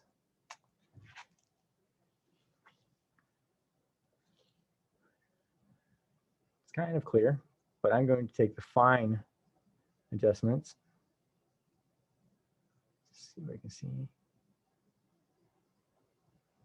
Okay, so that got clear. It means it's sitting on top of my slide. It's not supposed to be there, it's just sitting there. So I'll take the paintbrush. Fixed. And I accidentally left my autofocus on my phone camera again. So it's going to try and adjust if it doesn't think it's clear. You can see that big vein going down the thigh, goes around the knee, and goes up. So it's kind of shaped like a V. Big vein comes down, goes to the knee, and then comes up.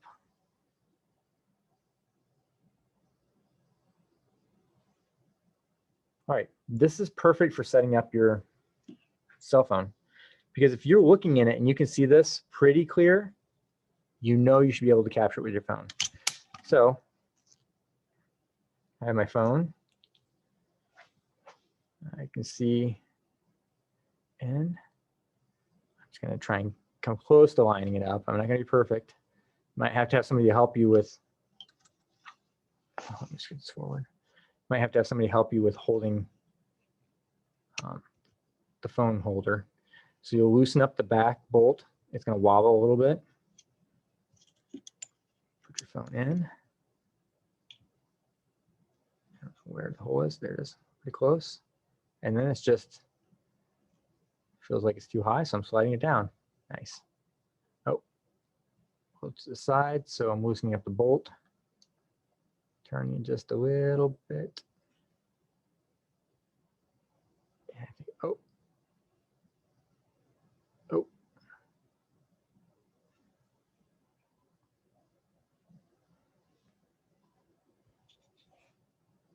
It's pretty close. Pretty decent. That's what you do. Just feel out the right spot. Oh. And focus. Fine focus. Got it. Your microscope is par central, kind of par focal. That just means that when you're on the low red objective, if you put what you want in the middle and then you turn the nose piece so that the next objective pops in, it should be pretty close to the same location. So if I were hovering over the knee, I would ideally see the knee again.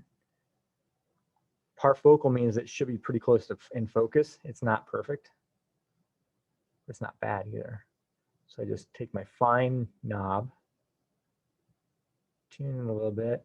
It's like looking at the sun. There you go. You can see all the holes in the leg. You can see the hairs. It's like a crab. There's the meat from the crab leg. Here's the shell. Oops, dark shell. You can see where it's cracked. Here are the hairs. Not the same thing, crabs have hairs, but there's some hairs. I'm gonna try and, come on you, find a decent hair. Huh, I wonder what that thing is.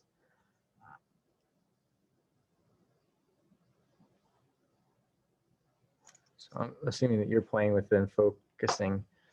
So I'll go to another higher objective. With my focus. Oh, I lost the leg.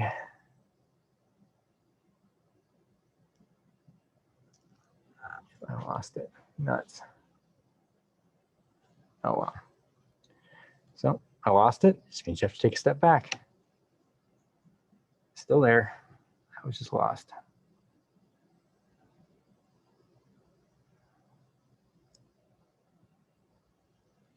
Okay. Focus a little bit. Try it again.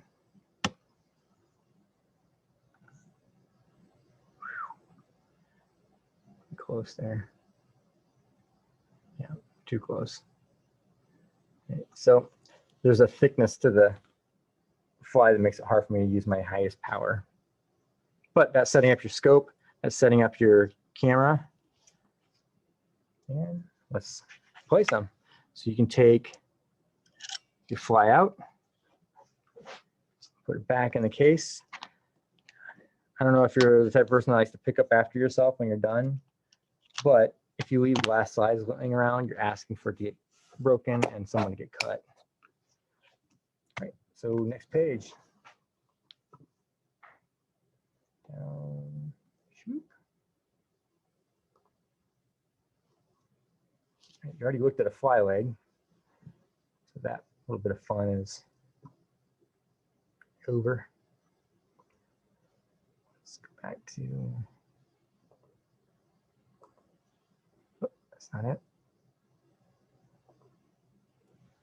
There we go. We're going to look at some of these things that you don't need a slide for. This is just practice. This 101 was meant to be playtime. Just play with things, use the knobs, just experiment, see what happens. 102 takes it a little bit more seriously, and 103 is where you actually are kind of more on your own.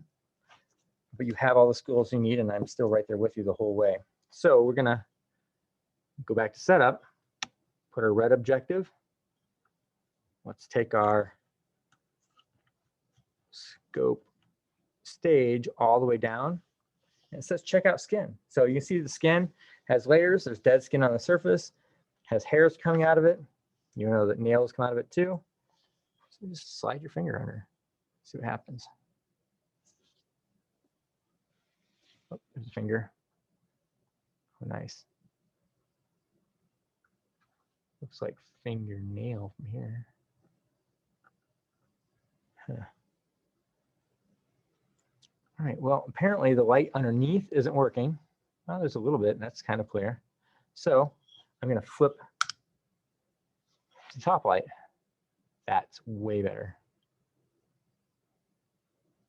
Maybe I can dim it down a little bit so we can see some details without being washed out. Sweet. Just play. Look at your fingers under there. That's crazy. This is the back of my finger. What do you call those bumps, ridges on the front of your fingers? Papillae, right. Nailed it. Kidding. Well, serious, but fingernails, or fingernails, fingerprints. There we go. I was saying that because I'm looking at my fingernail. All right, let's flip this over. Nice. Finger. So you can see that top layer of my skin is pretty clear. It's because those cells are actually filled with a glue-like material called keratin that helps keep my skin waterproofed, helps hold all the cells together, helps keep things outside of my body. Right, let's look for some fingerprint. So I'm just going to put the tip of my finger in there.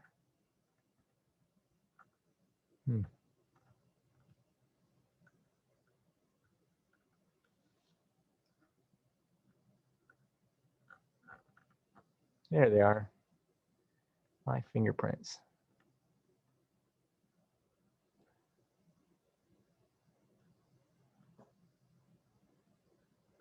Sweet. Hopefully you're finding your fingerprints. Oh, and the question that came up in the chat. Yes, depending on what sickness it is, you can see it. So when you get a swab done for strep, they can look at it under, they can look at that sample under a microscope and look for bacteria moving around in there. They can stain it with different colors. That helps them know what kind of bacteria is in your mouth, if there's a bacteria, and then they can tell you if it's going to be like strep or not. I flip my fingers over again. I think the nail is kind of cool to look at. There's my cuticle. I know it's not pretty.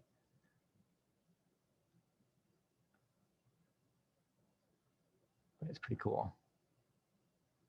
It's just a detail.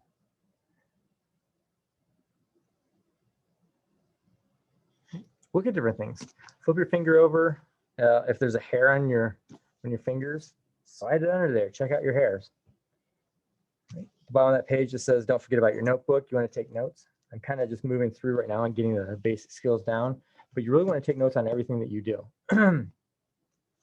It doesn't matter if it's something minor, like fingerprints, just write down what you saw. If you notice the surface of my skin was really like pale, almost translucent. And it's because if I looked up, why is the surface of my skin pale, translucent? It'll tell you, Google will tell you, it's because those cells are dead. You can see right through them. The only thing in there is keratin. Right, next page, analyzing pictures, like photographs. So I've got, same thing you have, picture of a tiger. Tiger's orange and white and black, and that's really it. It's orange, white, and black. This is a purple butterfly. So let's see if we can see some stripes. I'll take my tiger. I'm gonna slide it under. I got that little hole. I'm gonna shoot for that hole, knowing that it's right under the tiger's arm. That's all orange. Come on, hole punch. I'm gonna move these out of the way for now. These are the spring clips. I just turned to the side. Oops. Did I miss it? Oh, that's gotta be a hole. For sure. All right, I'm on the red objective, so I can use my course adjustment knob. Yeah, what's going on with you? There it is. That's sweet. What do you think that is? It's the edge of the paper. There's the paper. Man, look at that detail. Very cool. Super dense. I'm looking for tigers. Oh, what am I looking at now? There's the hole. That was already past that. Well, right above the hole, tiger. Look at all that orange. Well, that doesn't make sense. Looks like it's mostly reds, yellows, and blue and black. Maybe we should take a closer look. It's pretty focused here. I'm going to flip my objective. Out of focus, just the fine knob.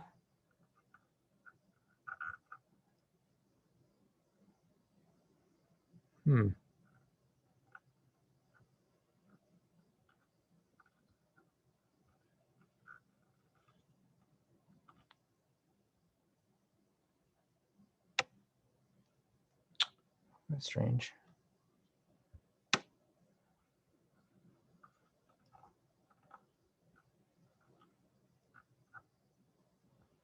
I don't know why I lost it. Let's give the other scope a shot.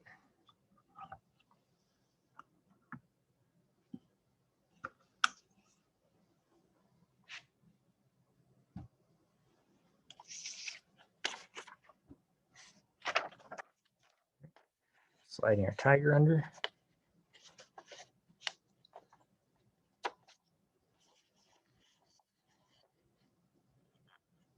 Here we have paper.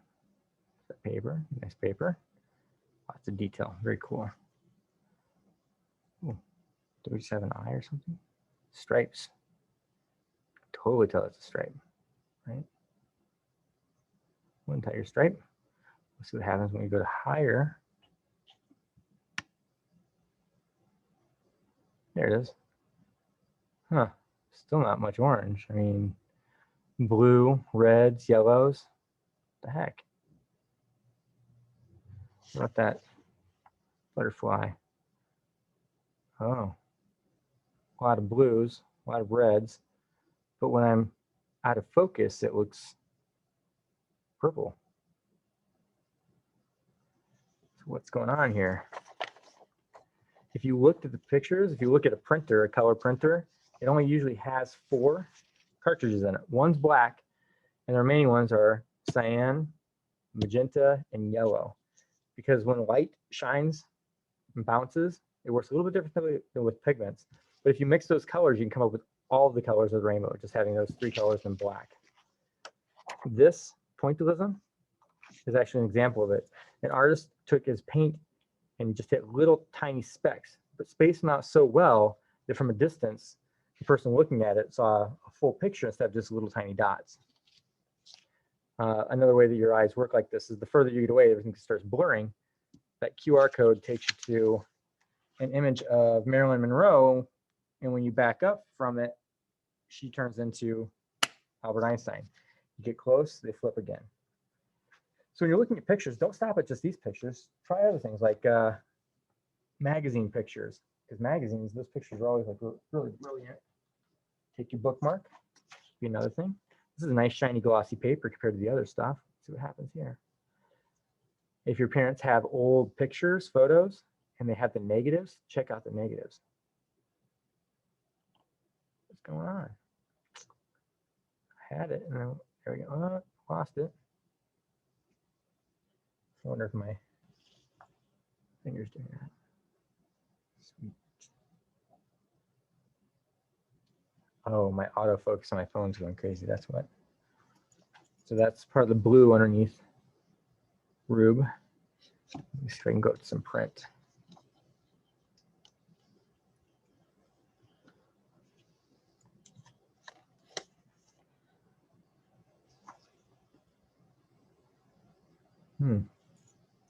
I have some words in here. There we go, there's some words. Too close. I'm going to go back to the objective lens. And there's something. It's probably part of a G, right? Yep, it's letter G.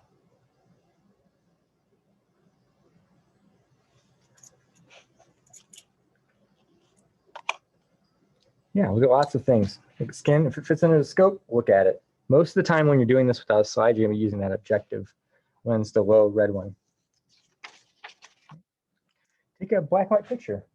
So you have this envelope that has some things to go through too. 101 on it. Yeah, here's a black and white picture. So from a newspaper, and we just saw what happened with colored pictures. What's going to happen with the black and white ones? Ooh, print, nice print. Huh. Scanning, we sure are. What are we looking at? This picture might be too big. This one, sure, it's too big too. Whoop, whoop, whoop. Nice. Too close, man, so close. But look at the patterns. You don't have the 3 colors anymore. You just have the black. And if it's more spread out, it looks more gray. If it's tighter together, it looks like black. I think we're actually looking at his mustache.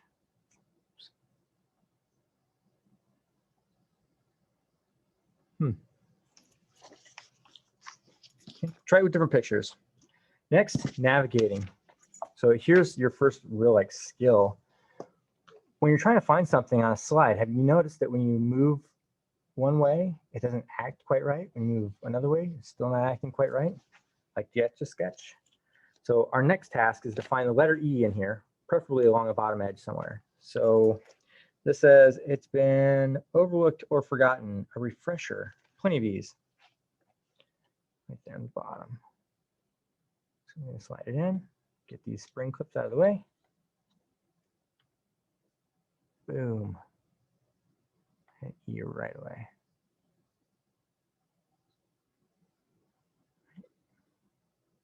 I am putting spring clips down. You can do that.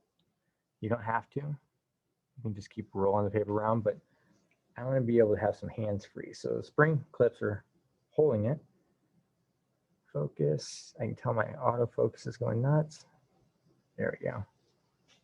There's your letter E. What did you get?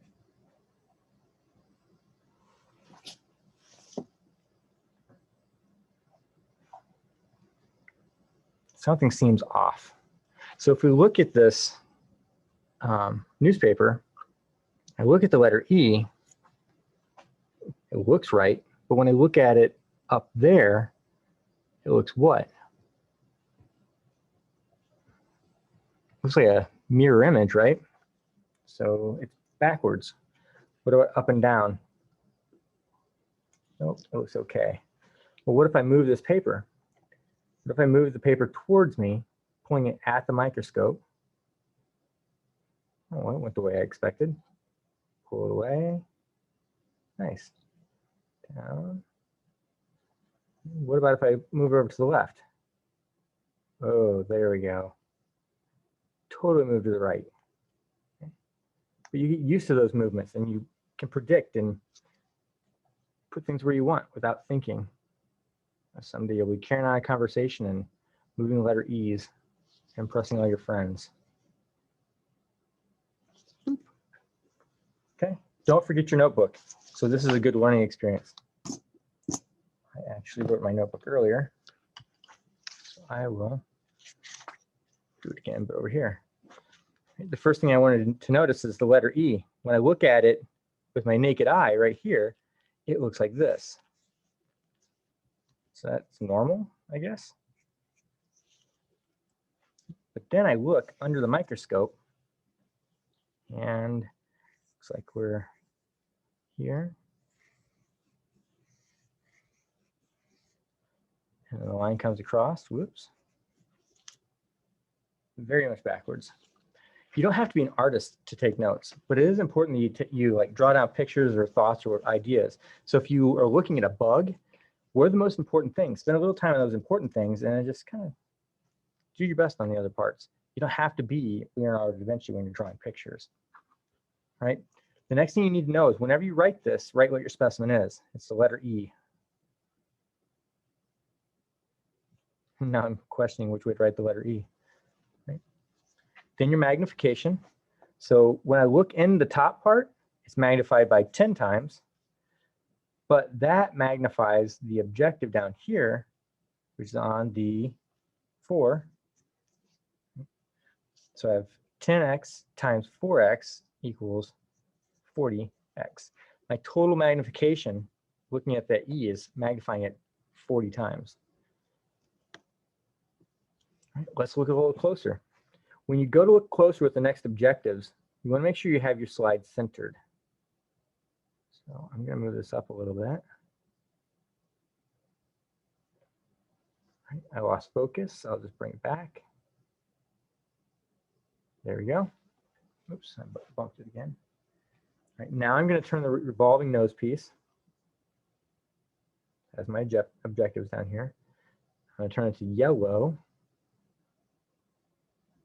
Oops, I must have bumped something. Ooh. Fine tune, hoping I didn't lose it. I didn't. There we go. Perfect. So you're probably wondering, wait, that doesn't look like an E. Is that better? Probably not really. So that part that you're looking at now, it's a straight shot, so it's got to be this part of the E right across here, the bar that connects the two sides. Look at that paper, isn't that cool? The fibers, super tight packed. Right. So you can jot down what you saw at the next objective. So I draw a little circle. This is called my field of view. This is everything I see looking at the microscope. And it looks like it fills up almost, not completely, close to the top of this. Yeah, and yes, this is exactly how I draw. This is the way I've always drawn. Because to me, it's important to understand what I'm doing, not to make it perfect. So it's this area in here somewhere that's straight. My yellow says 10x. My lens up here at the top that I'm looking through says 10x. So I'm magnifying it 10 times right away, and then another 10 times down below. So my total magnification is 10 times 10, 100 times magnified.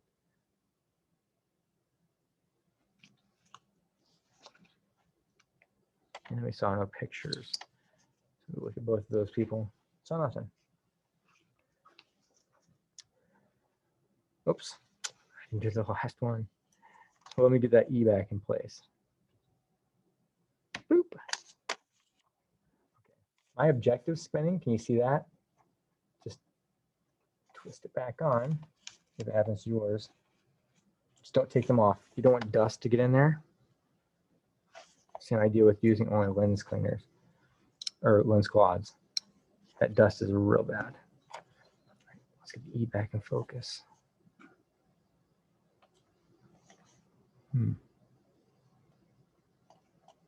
That one will do. It's back in out of focus.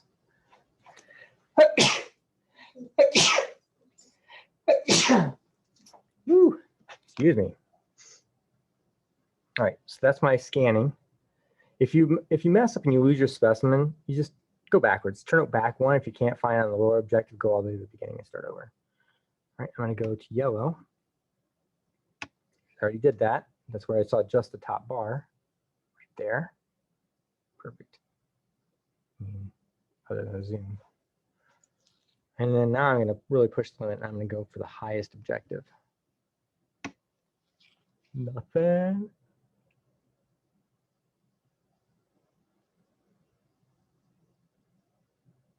Oh, there it is. But I can't get it focused.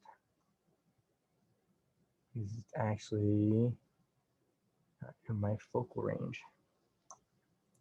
Right, so all I see is a little bump of it up there, but I can feel it. My objective is actually touching the stage, so I'm not gonna be able to go any lower. So I'll just bring it up. Sorry, I'll take the stage down, bring the head up. Pull this out. We looked at text. We looked at the letter E. We flipped it around. We looked at paper. Did we look at the edge of this newspaper? Because I'm telling you, paper is pretty stinking cool to look at. Ooh. Sneezing, coughing. Ugh. This paper's not infected. Joking. Cool. Look at that paper. Love it. You scan it. You want to see more details of it, you can always just kind of ease the page.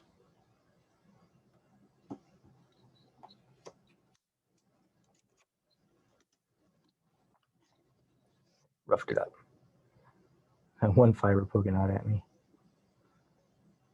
Oh, sure. A little closer in. There it is. So cool. If you're ever bored and you want to make paper at home, just go to the dryer, grab a couple wads of lint out, get it all wet, smush it down on another piece of paper or on a piece of parchment paper, and leave it overnight. And the next day you have paper. What do you think of that? Amazing. Yep. So if you can keep your to-do list in your head long enough for that paper to dry and write on, you're all set. But look at different papers. Grab whatever. Ooh, chem wipe. I never looked at one of these. What a cool sound, the tearing of paper. All right. Yeah. Looks a lot like the other paper. Oh, or does it? No, I'm seeing a big difference now. It looks shredded because I shredded the end. But look at that. That's just the top, untorn of a chem wipe.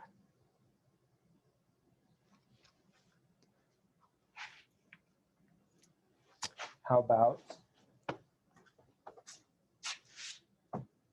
getting crazy here? I had a mask, but I do that.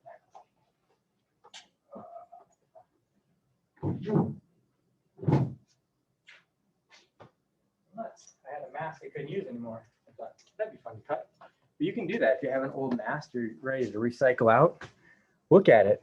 What makes it so special that it deserves to be on your face and you're not breathing through your shirt? Oh, you have a shirt? Slide a piece of shirt under there. Test everything. Just go crazy. We had paper towels. Did I throw it all away? Boy, I'm having a rough day.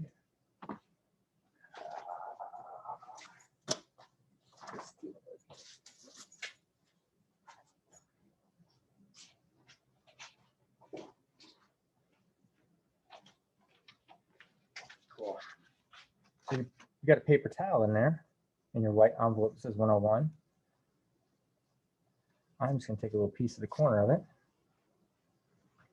It's another cool thing. You can check out so much stuff under the microscope without having to destroy tons of things. Paper towel. Look at that. That's really cool. Right on the top, center. This is the intact part of the paper towel. So what do you notice is different about that than the papers that we looked at? Well, what makes it so special? What makes paper towel so special? Newspaper is great for reading, print, gives you details. Paper towel is good at absorbing things. So if you want, grab your marker. I'm putting my marker. Oops, I'll move this over. I'm going to slide into the side. I'm watching. I don't want to touch my lens. I'm going to go right underneath. There it is. Bring it down. Get in focus. Focus, focus, focus, focus. There's the tip of my marker. Pretty cool. And let it drop. So just put the marker tip down on the paper towel.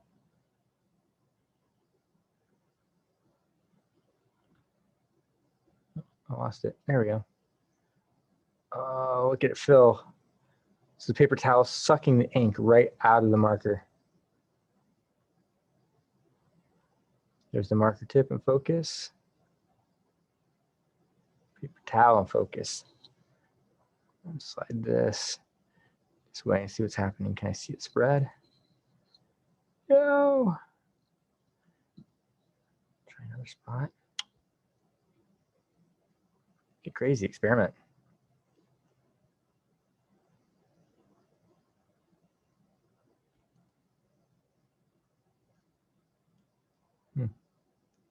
Here we go.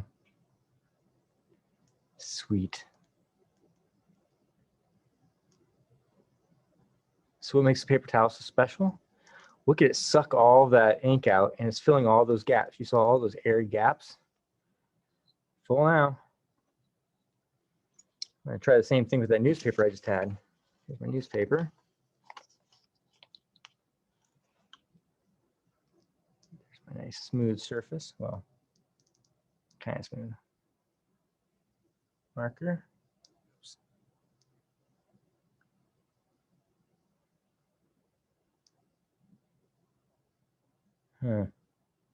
Nothing. There it goes. I see it going. Just out of reach.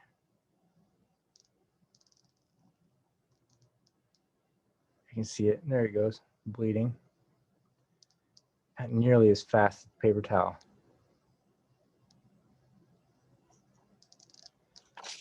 All that, one little dot. Seemed huge. Open your mind. Play with things. Next page.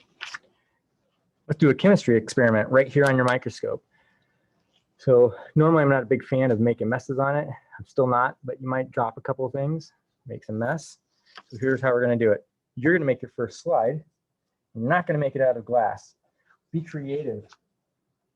Open your mind. There's so many more things you can use besides just a piece of glass to do a microscope slide. For instance, I heard one time someone say they use business cards as microscope slides. Not their own. When somebody gave them a business card, they would turn it into a microscope slide like this. So, flip over. I hope we can flip over. Yeah. Boop. All right, so a business card's about that big. We can use this side. What we're going to do is we're going to poke a hole right there, straight through. Try not to bend it like I did. And go down just a little bit. poke a hole all the way through. Come back a little bit. Poke a hole through. Now you're going to take your tape. Oh, so you can get that, find that sticky spot or sticky, the edge spot. I feel it. Perfect. Got it. It's difficult to get off.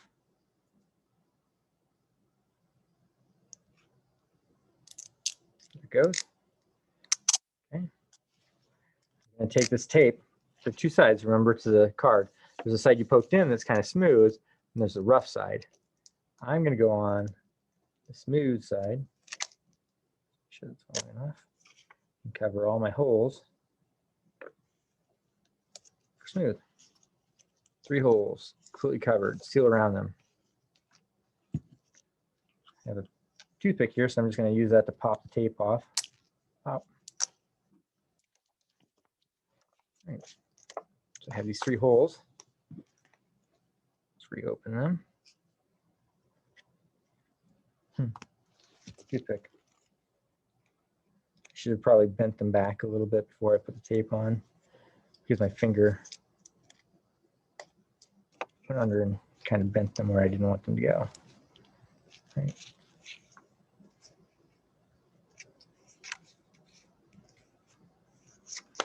Not perfect,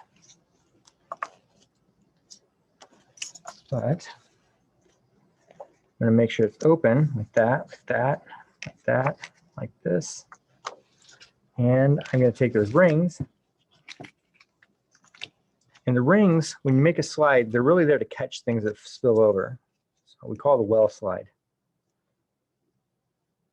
because the ring will go around that hole, support it.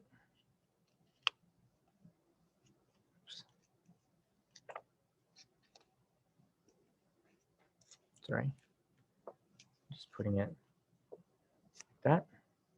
I have one well. I'm saving these little dots too. There's a reason. Dot. Oops, there's another dot.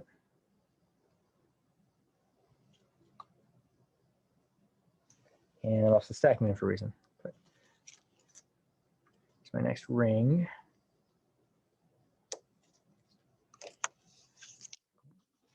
One more.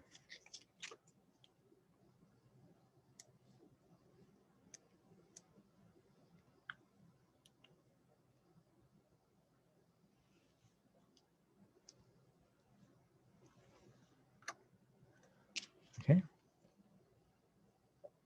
And that. Okay, so now I have 3 wells. Let's find out what our topic is. So this is really building into doing things on your own, coming up with your own experiment. Crystal chemistry analysis. So chemistry, it's the study of matters, properties, how it reacts with other chemicals in the environment. Crystals are made of molecules or atoms that stack neatly into building blocks and form special shapes with special properties. Cool. The science behind it, if I have a solution, so let's say salt water, and I dehydrate it, the water goes away and all the solids will stick together. And they bind, they form a crystal. Crystallization is what happens when you take the water out and things stick together and form this new solid. There are 2 compounds. One's called an ionic. Ionic, I always think of ions, like all these charges. Writing in my book and not doing the best job of making it, but there are some pluses there. There's that. It's kind of blocky. So right in the beginning, I can see there's a plus sign on top of a plus sign. So anything that has a bold, like Na, when you see your chemistry class, a Cl minus, right?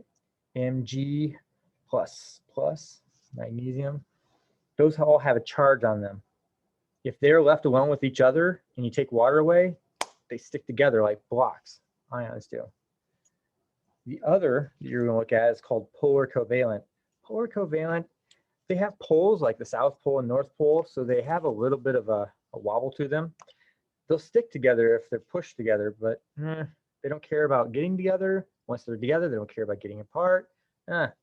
It's just like, you know, your buddies from high school just sit around playing Mario Kart on TV. I don't want to go over to Joe's house. We do nothing but sit and play Mario Kart. Goes to Joe's house, what's he do? He sits and play Mario Kart all day. You can't get him away. So these polar covalents, sometimes they're hard to get stick together. Once they're stuck together, they're also hard to get apart. A little different. If I introduce water to these, if I put water on top of an ionic compound, it splits in different directions. If you put water on a polar, it takes its time. It's like, this bath is kind of nice. I'm going to hang out for a while. So these polars, they're not really active. When they stack, they don't make nice, perfect crystals. They make kind of like these odd shaped things all over the place. So there's some traits to these two compounds. Like I said, this one has a charge. It loves water. Put a big heart there for water. H2O. Right? It likes to build perfect shapes. So we'll say squared off shapes. Polar, whatever. Doesn't care. It's kind of iffy about the water. Kind of iffy about the shapes. So here's what happens. You were in the kitchen doing some cooking and you made a mistake. And let me tell you about a mistake somebody made when I was in the cooking class a couple of years ago. It was on St. Patrick's Day and we were making soda bread and Reubens and all kinds of good stuff. And the person that was in charge of doing soda bread went over to the counter and there was a big bucket of white crystalline stuff right next to another big bucket of white crystalline stuff. And she took a scoop, a 1-cup scoop, and put it into her soda bread, cooked it. Everyone gathered around the table and almost like everybody at one time pulled the soda bread right back out of their mouth. She had taken a scoop of salt and put it in instead of a scoop of sugar. And so it was like, ugh, terrible, terrible, terrible. But have you ever looked at salt and sugar? Grab your envelope. You actually have sugar in there. The white packet, not the blues, the sweeteners, and stuff like that.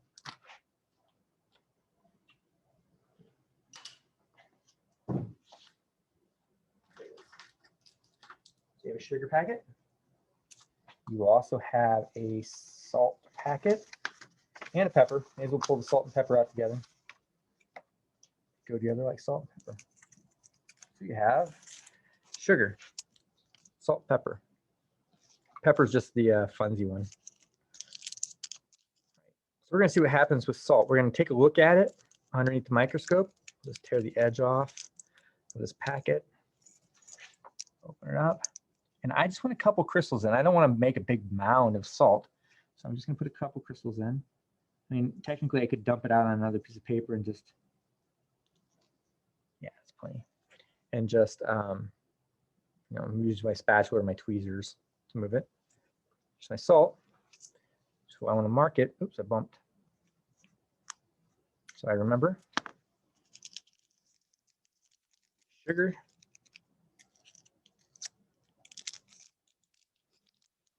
Put it all the way on the opposite side so I don't mix it up. Just a couple. Oops, I just made a pile. So you really only need enough to cover the bottom.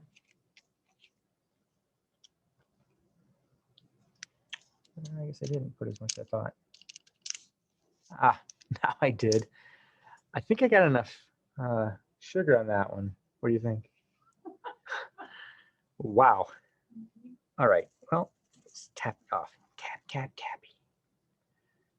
I may not be able to get rid of all that sugar. Springboard. Bong, bong, bong. All right. Well, I managed to get a thin layer of sugar, but I also got rid of most of my salt. So now I'm just going to do the same mistake over here. Nice. Nice. I tap it around. I've got some salt in there. I've got some sugar in there. And put some pepper right in the middle. It's a party.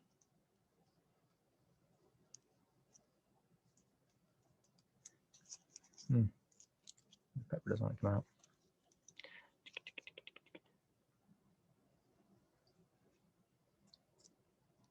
There you go. Got some pepper on there. Salt, sugar, pepper. All right. We're going to see if we can figure out what's ionic in here, what's polar covalent, or if there's any of either of them in here. So let's start with sugar. It's my blue ring. My stage is down. Sliding in there. I want to get a good look at this on the switch camera.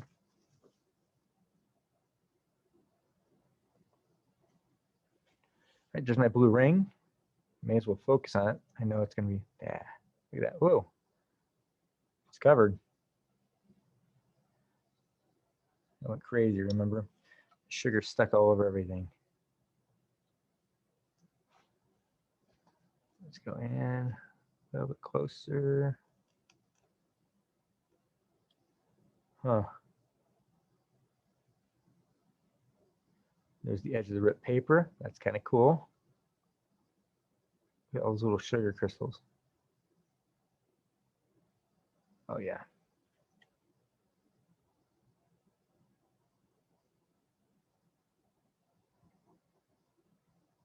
Really shattered it. So if I look at a couple of these sugar crystals, I don't know if I can really describe perfectly. They're kind of like boulders, I guess. So I'm going to draw it. Not really all that square. So I'm going to do first one, sugar. Has kind of a rounded corner. Comes up over this way. And I don't know if you can tell, and I can't tilt it, but it's not square. It's actually a long structure. It goes deep into the scene. So right now it's poking way up, but it has another one sitting next to it. Same idea. It's more oval. One below it.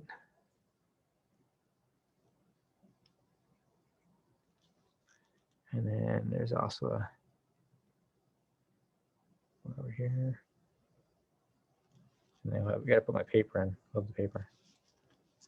So they're not, I don't know how to describe them. They're not really, they don't remind me of crystals other than the fact they look cold and kind of icy.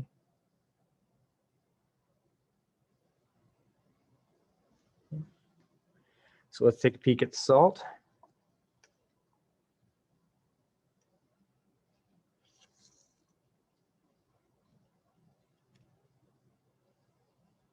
Right, there's my ring. I can go ahead and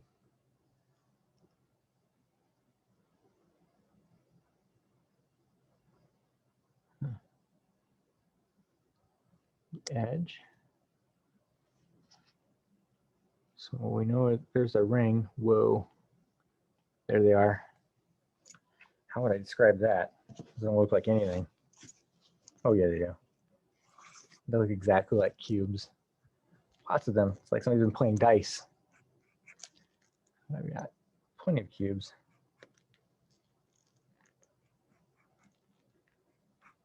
Do you think that would be polar or ionic?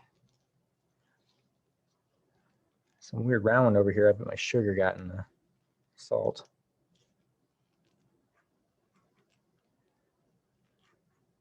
I would probably go with the ionic. So I have all these crystals that look like dice everywhere. So if I spill again, or I was curious about which container was the sugar, you could definitely tell which one was the salt, right? And then what magnification? We're at the 4 on the red, the objective, and then 10 at the ocular. So 40 times on salt crystals, 40 times sugar crystals. Oops, forgot to look at the pepper.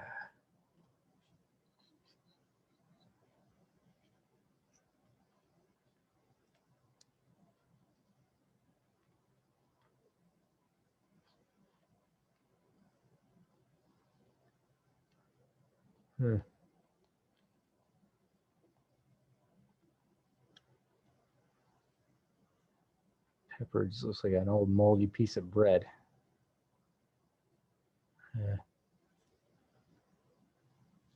It might actually be moldy. Gross. I could have eaten that pepper and not even known. You know how many nasty things you eat at restaurants or even the people in your house have cooked you and they didn't know it was bad? Gross. Yeah, so there are a couple black broken up pieces of pepper. Looks like some white pepper in there too. So we think we've got it figured out. We think that salt is one thing and the sugar is another. So let's do the second part of that experiment.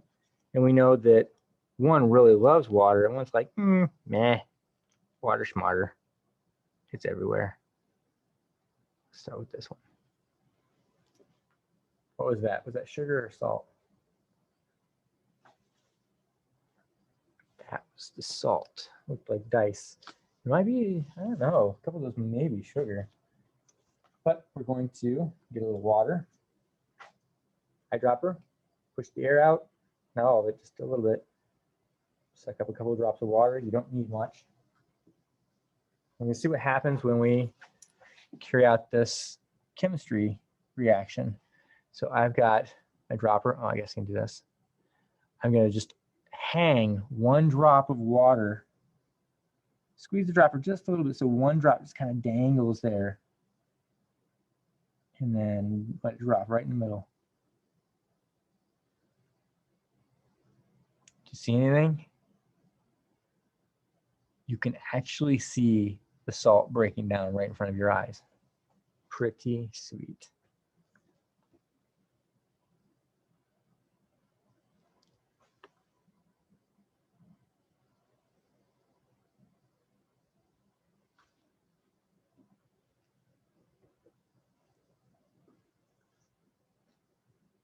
It's almost like I'm seeing ghosts in the image. Mm-hmm. See the little guy over here that looks like a skeleton? Mm-hmm.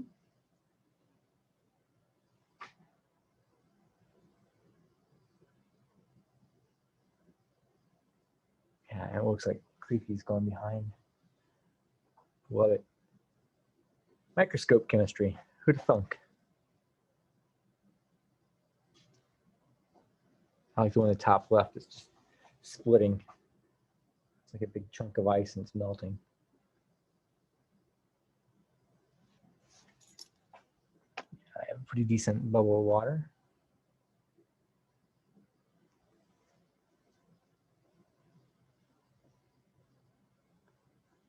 Okay, let's do the same thing over here with the sugar.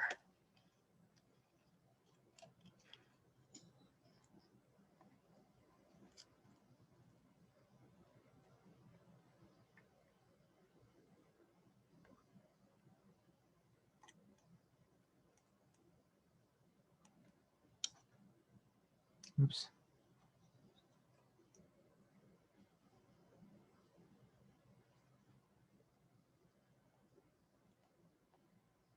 Goodness.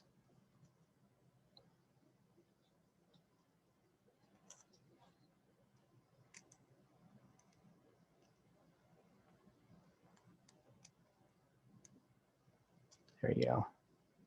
Oh yeah, that's the one. I want to see it go. Okay, same idea. We're going to water drop would do.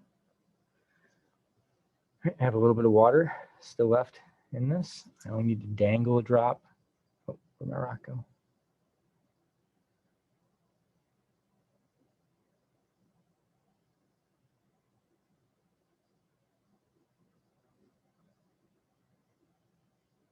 Well, this one's going not so bad. Whoops.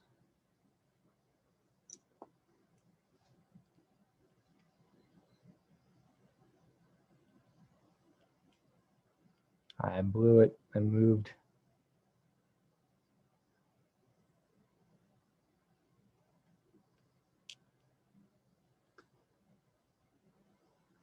Sheesh.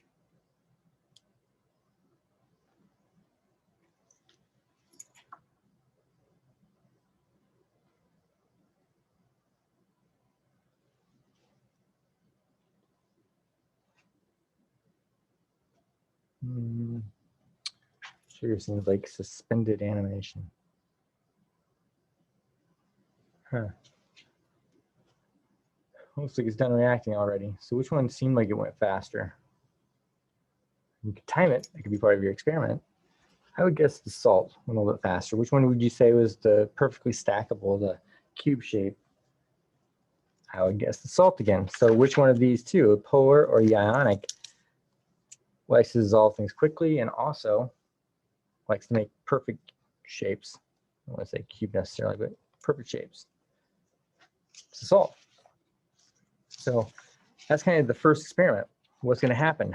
Is there a way that I can tell salt from sugar? What can I do with water? What can I do with under the microscope to figure out what these things are? Pepper clearly didn't fall in either of those categories. Let's go to the next section. This section is for honing skills. So there are some new, really cool skills. In fact, I'm impatient. I'm going to show you one right now. So you have a pair of goggles. Oh, it's like this.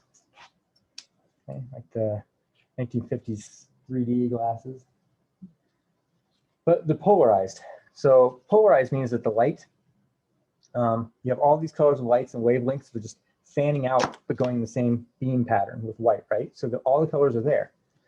But a polarizer like this has real fine slits in it so that these wavy lights can't go straight through. You'll get one pathway that will be able to get through, and it keeps going. The rest of them are all blocked. So you got one path going of light. If I take, you can cut these in half. If I take one polarizer and put it up like this, see, you can read through it. And I take another one and I put it over it.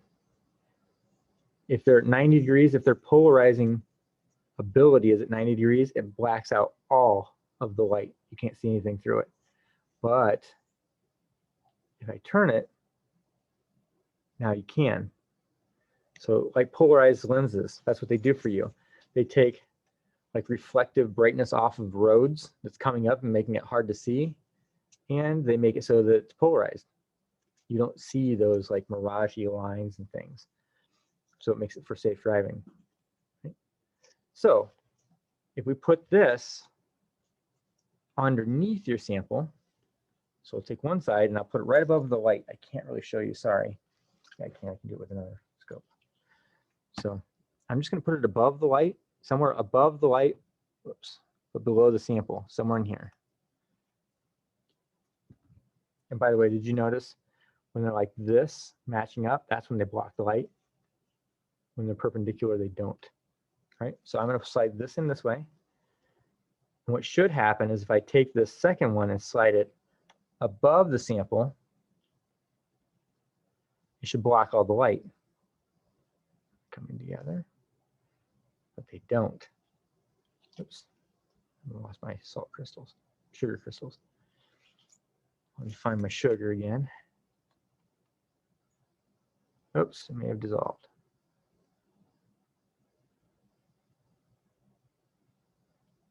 Oh no.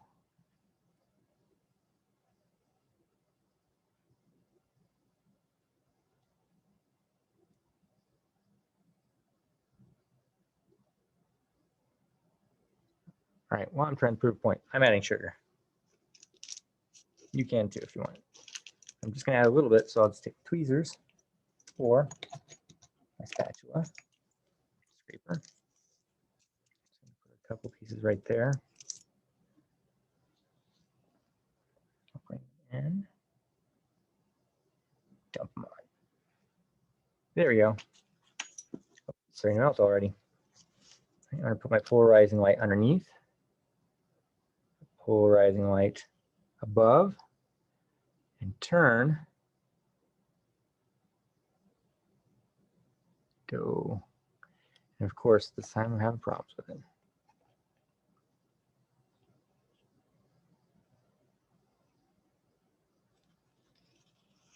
I lost my sugar crystal. Oh.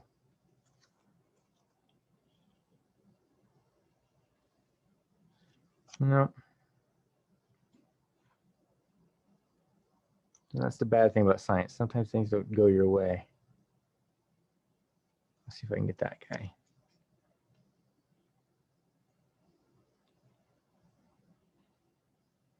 They're really being stubborn.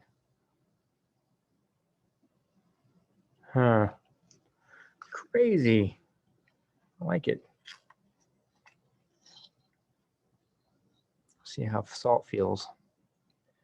Actually, don't think salt's gonna work. No. Salt does not polarize. Well, I wasted that time trying to teach a lesson that didn't happen. So what should happen, something's going wrong with the lens, is it should block out the light. And I turn it back, and let the light go through. I think it's my phone. Emergency. I'm gonna make this work. Sugar. Actually, it's supposed to work better with sugar water, but I just want to see some sugar. I'm putting a small sample of sugar with no water that I just dumped on my scope. It's coming back to bite me. Ah, I quit. We're going to do this again, but with sand. So we'll just scurry right along. Okay, so the polarizing light will actually make anything that bounces light in weird ways, refracts light in weird ways. The polarizers will let them glow different colors. We'll see that soon. Okay, so we talked about magnification. You already know this skill. Total magnification should be on every image that you draw. Everything you take notes on, you should have it. Total magnification means the total magnification that you see through two lenses. So it's always the lowest one down here, which is 4, times the 10 that you're looking through up in the ocular piece here. So 10 times 4 is 40. If I flip this, my next one, you can see on the side of it says 10.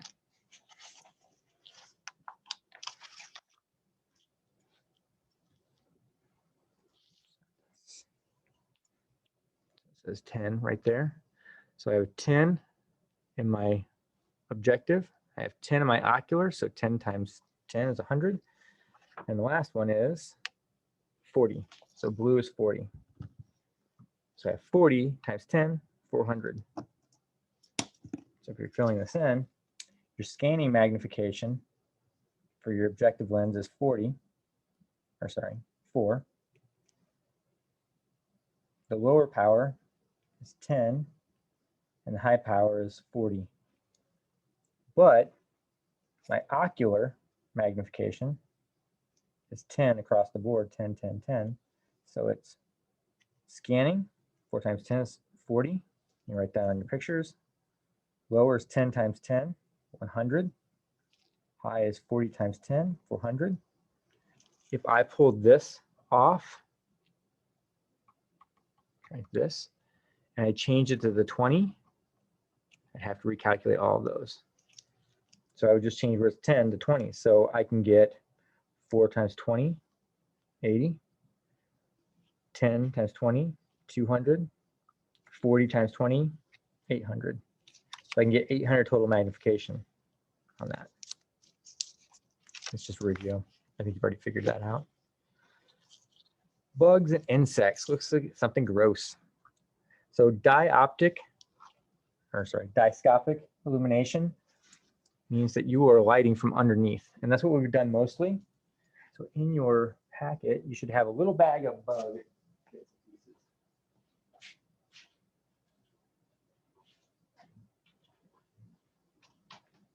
Yeah, like that.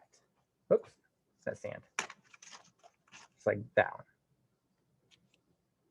You can see some worms in there, some cricket legs, maybe grasshopper, random bugs. Don't eat this. Don't put it in your hand. When you're done with it, you can feed it to your lizard or frog or turtle, but not for you. we're going to make another small slide. We'll use a regular plastic. So you're going to take your plastic set.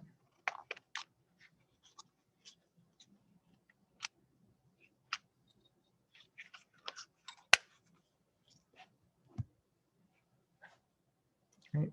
This slide is frosted everywhere except the center, so obviously you know where you're going to have to put it. We're going to take and look for something that's thin. So one of the worms may not be the best. Like I can see, I saw a leg here. Looks like a grasshopper or cricket leg. Got torso, have an abdomen. Abdomen's not exciting.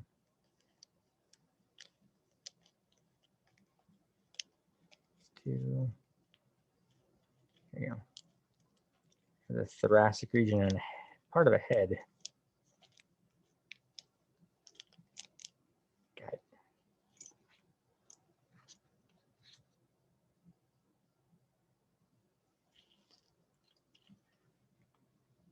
So the nice thing about your scope is that compared to most compound microscopes that only have underlighting, you have top and bottom.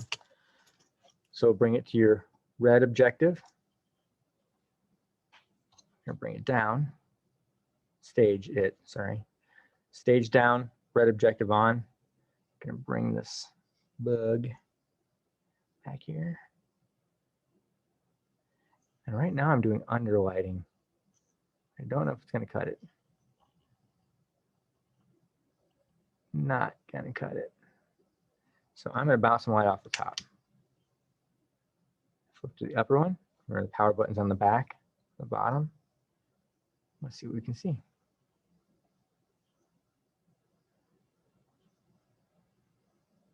No. It's a tough one. Maybe it's too bright.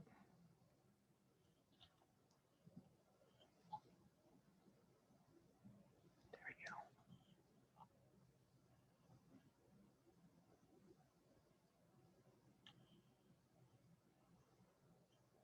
This guy's tricky. Part of his exoskeleton. Oh, right around it. Right around it. Huh. This exoskeleton's too big. Right. Let's go to the backup. Grab your wooden slide box, and you're going to pull out, where did it go? Number 18. Slide this slide back out. You got a prepared one. I'm going to set it right over here so I don't bump it. I'm going to find number 18.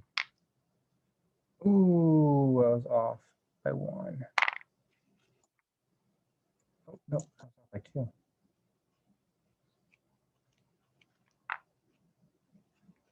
So you can see what number 18 is.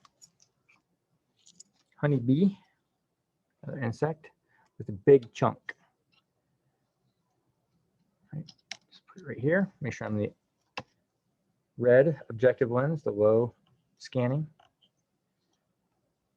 You can always put the marker mark on the edge of your slide if you want to practice doing that again. Oh, come on. I got some stuff on my lens. On my lens, my condenser. So I'm just going to push it off.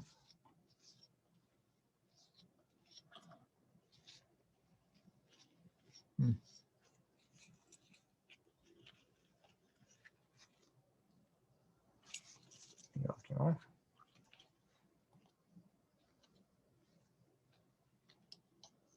Right. Fingers pulling the slide, thumbs click up the spring. Centered. There's my edge. There's my edge. I just saw it. Perfect.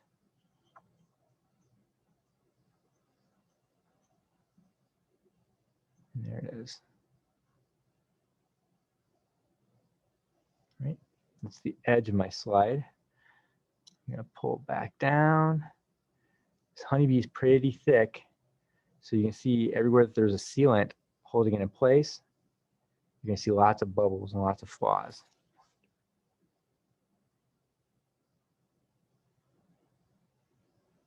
There it is.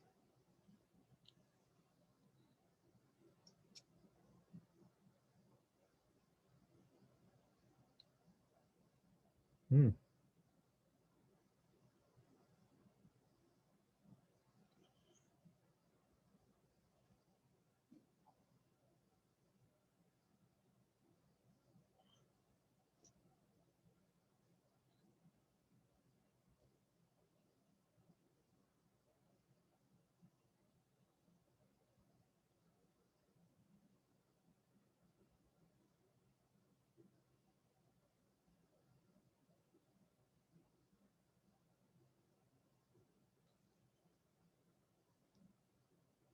Sweet.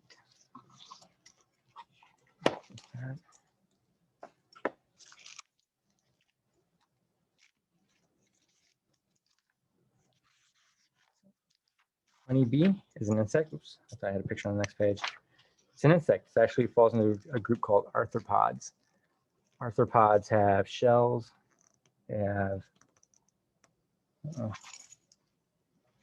some of them have wings, not all of them. They can live in the ocean. They can live on land. Some can fly. Ones have wings, obviously. A crawdad is an arthropod. A lobster is an arthropod. A cockroach is an arthropod. All the insects are arthropods. They all have a form of shell. This guy's got kind of chopped up a little bit. You can see his shell. Even the fly that we looked at earlier, you can see the shell. You can see where the shell's broken in the muscle.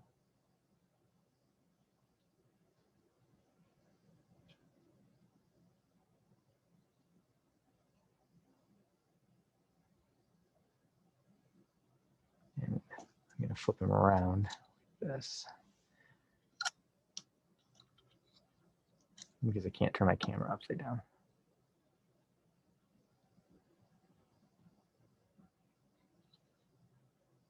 Lots of air pockets.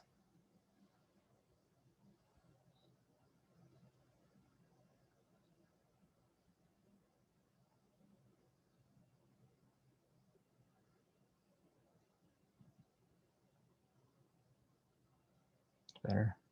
See legs. His mouth part's supposed to be here. It's going towards the back. Oop. Well, let's check out a leg. Check out some fuzzies.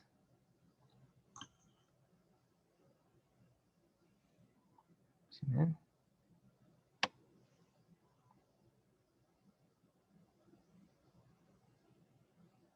Oop. Hairy leg.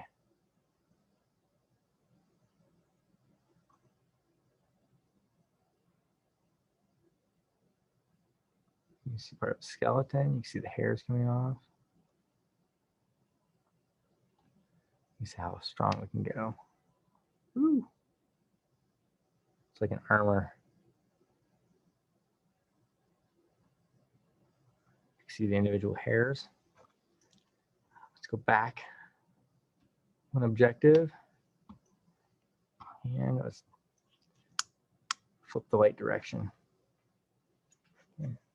So now we're going from above.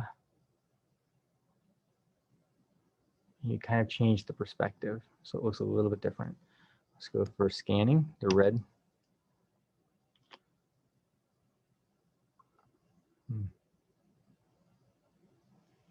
This one's having issues.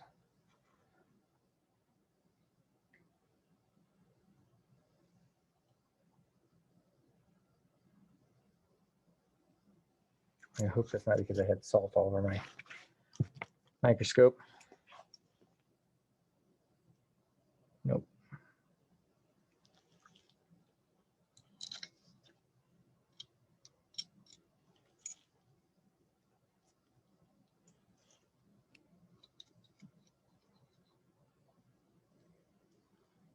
The point with this is insects, depending on how thick they are, you can either use diascopic from the bottom or episcopic, which is from the top.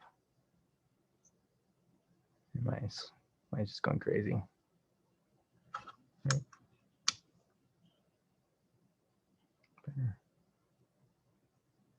There we go. So this guy's thin enough that the light goes through and refracts off the parts of his body.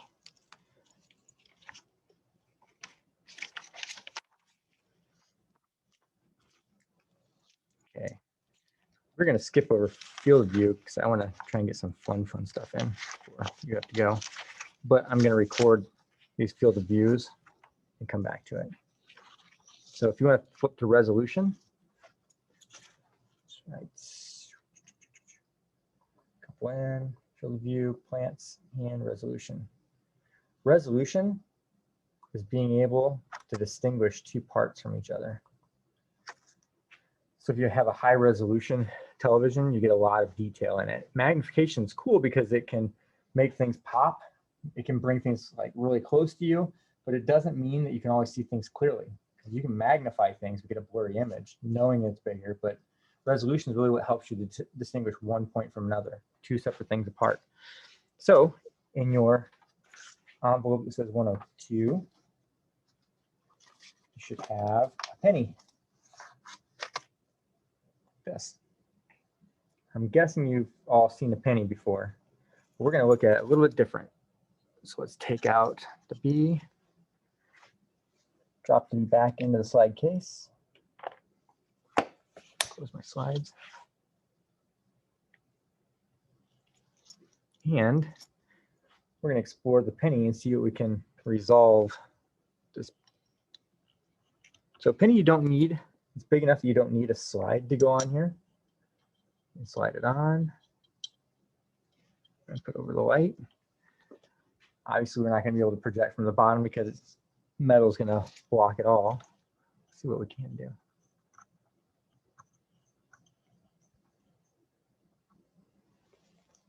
Scanning, top lit.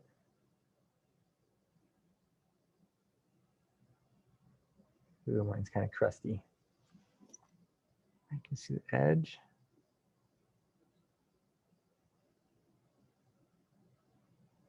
Words. So there's resolution. Just being able to see that fine edge. If you get more resolution, you can see more of the like 3-dimension drop off to it. Anybody know what that word is? RTY at the end of it. Liberty. Scan around. You've probably seen pennies lots and lots of times. You haven't thought about it. Anybody know how many penny or how many times Lincoln appears on the penny? Your penny has a cut in it. What's your penny made out of?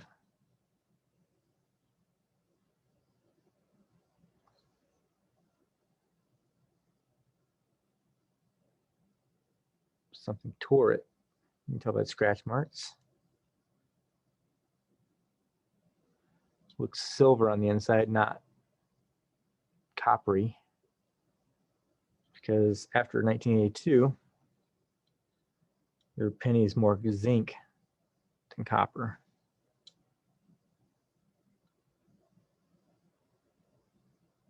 Because the government decided to take a break on taxes and put cheaper stuff in the pennies. Oh wait, no, they didn't take a break on taxes. They kept going up. I was wrong. I was mistaken. Right there you can see a nose.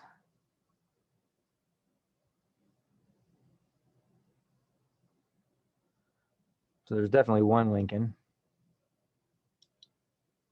His mouth, beard.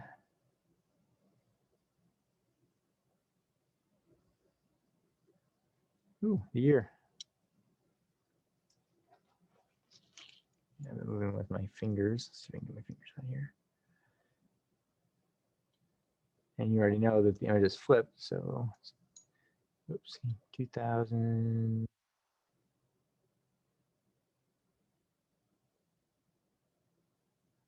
Huh. Doesn't want me to know.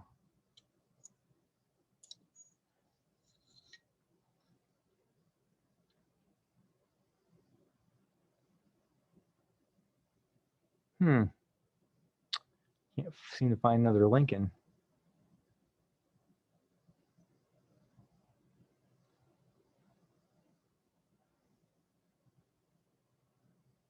So I'll flip it over, explore. Anybody know what the building is on the back of the penny? Give you a hint, it's not the Washington Monument. Here we go, States.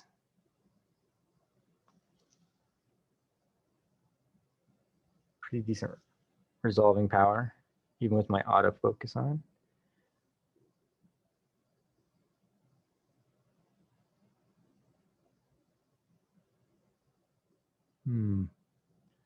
Check out that building.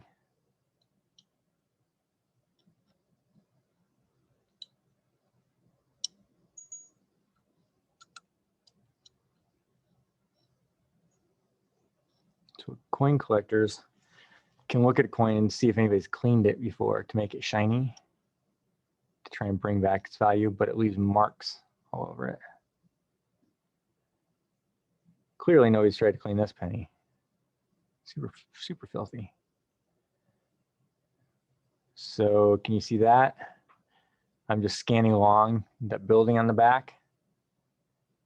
And there's the other Lincoln.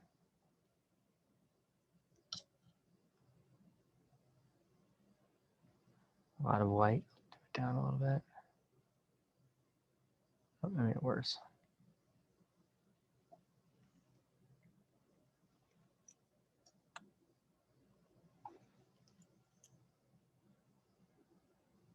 He's just chilling back there. Did you know that was back there? No, I had no idea. See the fun things you find when you play with a microscope and have nothing better to do? Oh, I thought, should I give them little circuit boards to look at and show resolution? Because this is great for working on electronics. I thought, what's something they see every day and they probably never pay attention to? Actually, I don't even remember the last time I had a penny in my pocket. I shouldn't say that. It's been a while. But yeah, there's a second Lincoln right in the middle of the Lincoln Monument on the back side.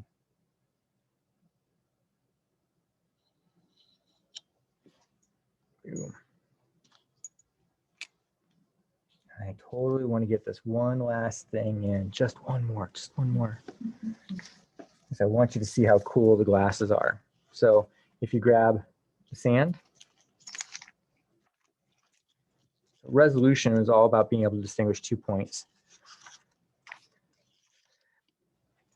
If you go to the metals page on the next one, we did the exploring the penny.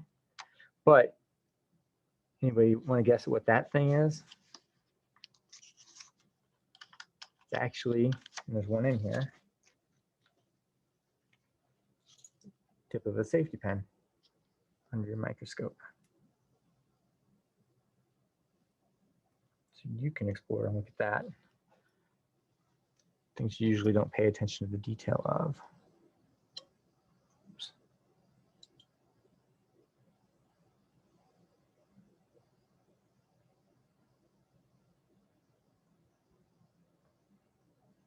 And that's only 40 times magnified. Wow, this one looks way more menacing than the other one.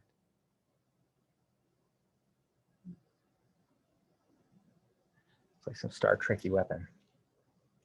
Okay, sand on traction. So let's take a note card. There's a note card with the new envelope too. Should have a bunch of extra ones. We'll make it the other way so we don't spill by pushing a pencil through it. This is the last one. So we're going to make this business card slide through. Push all the edges down. Just want to run up round sample. Push, push, push, push. Little piece of tape.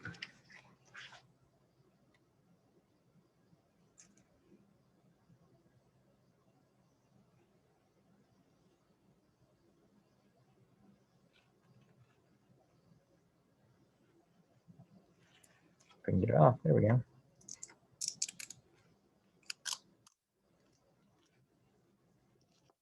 And I'll take the probe, rip the tape. Maybe, where'd my probe go?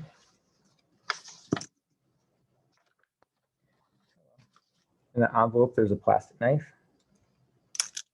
I'll have a backup. I'm a Boy Scout.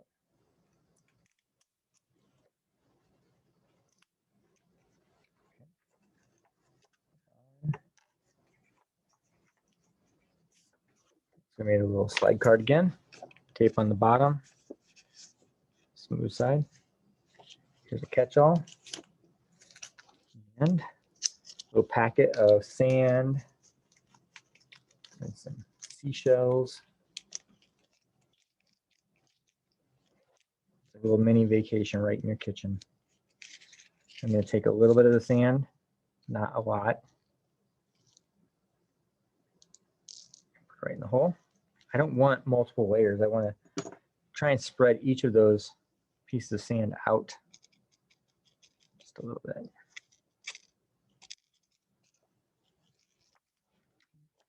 Oops. Slide under the scope. Ooh, cardstock. I didn't think of that to look at. It's paper.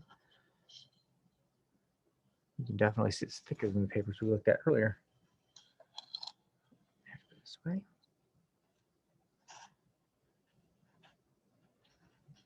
Going, going, going.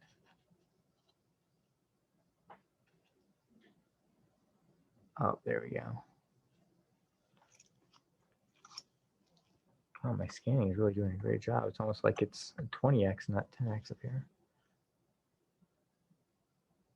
Cool.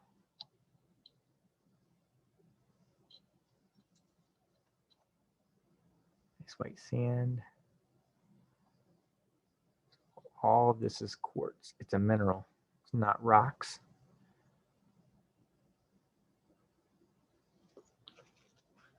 Now let's see if it's gonna work. I have a feeling I know why it didn't work last time. So if we take our polarizing glasses, put one underneath, put one above, and we turn it slowly. Yep, I know what happened. So you can kind of see flickers of color happening. What happened is that things that are clear bounce light. So I just happen to have a glass slide that doesn't have tape on it. I'm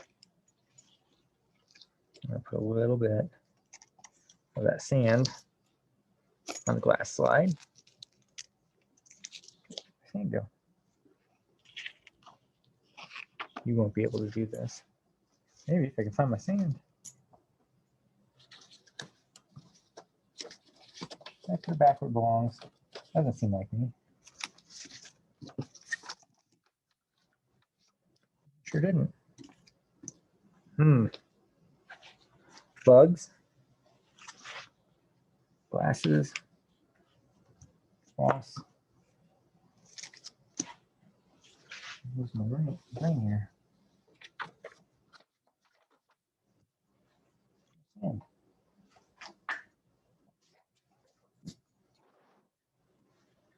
Lost my sand down here too. On the desk. I swear. On the desk. Oh, yes, desk. Thank you.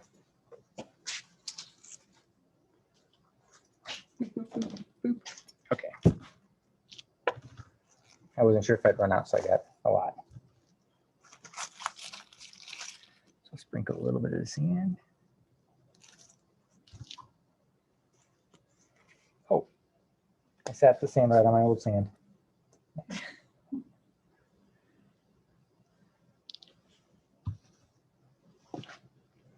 Okay, get the excess off. It's just sand. I'll clean it up later.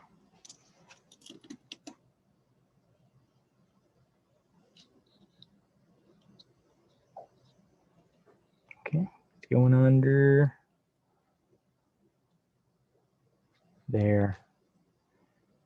So pretty.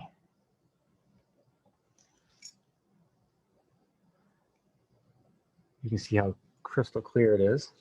Now, if I put the light bending underneath and on top, uh-oh, what's going on with you? You can kind of see right where the bends are. Change a little bit of color. See the purple kind of coming out. I'll try some others. Let's scooch it down.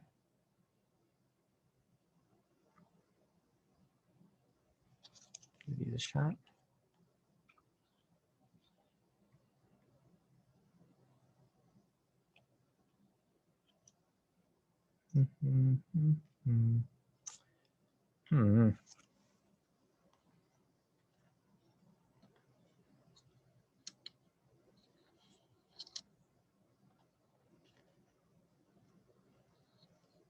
Like they say, when science gives you lemons, you're in the wrong field.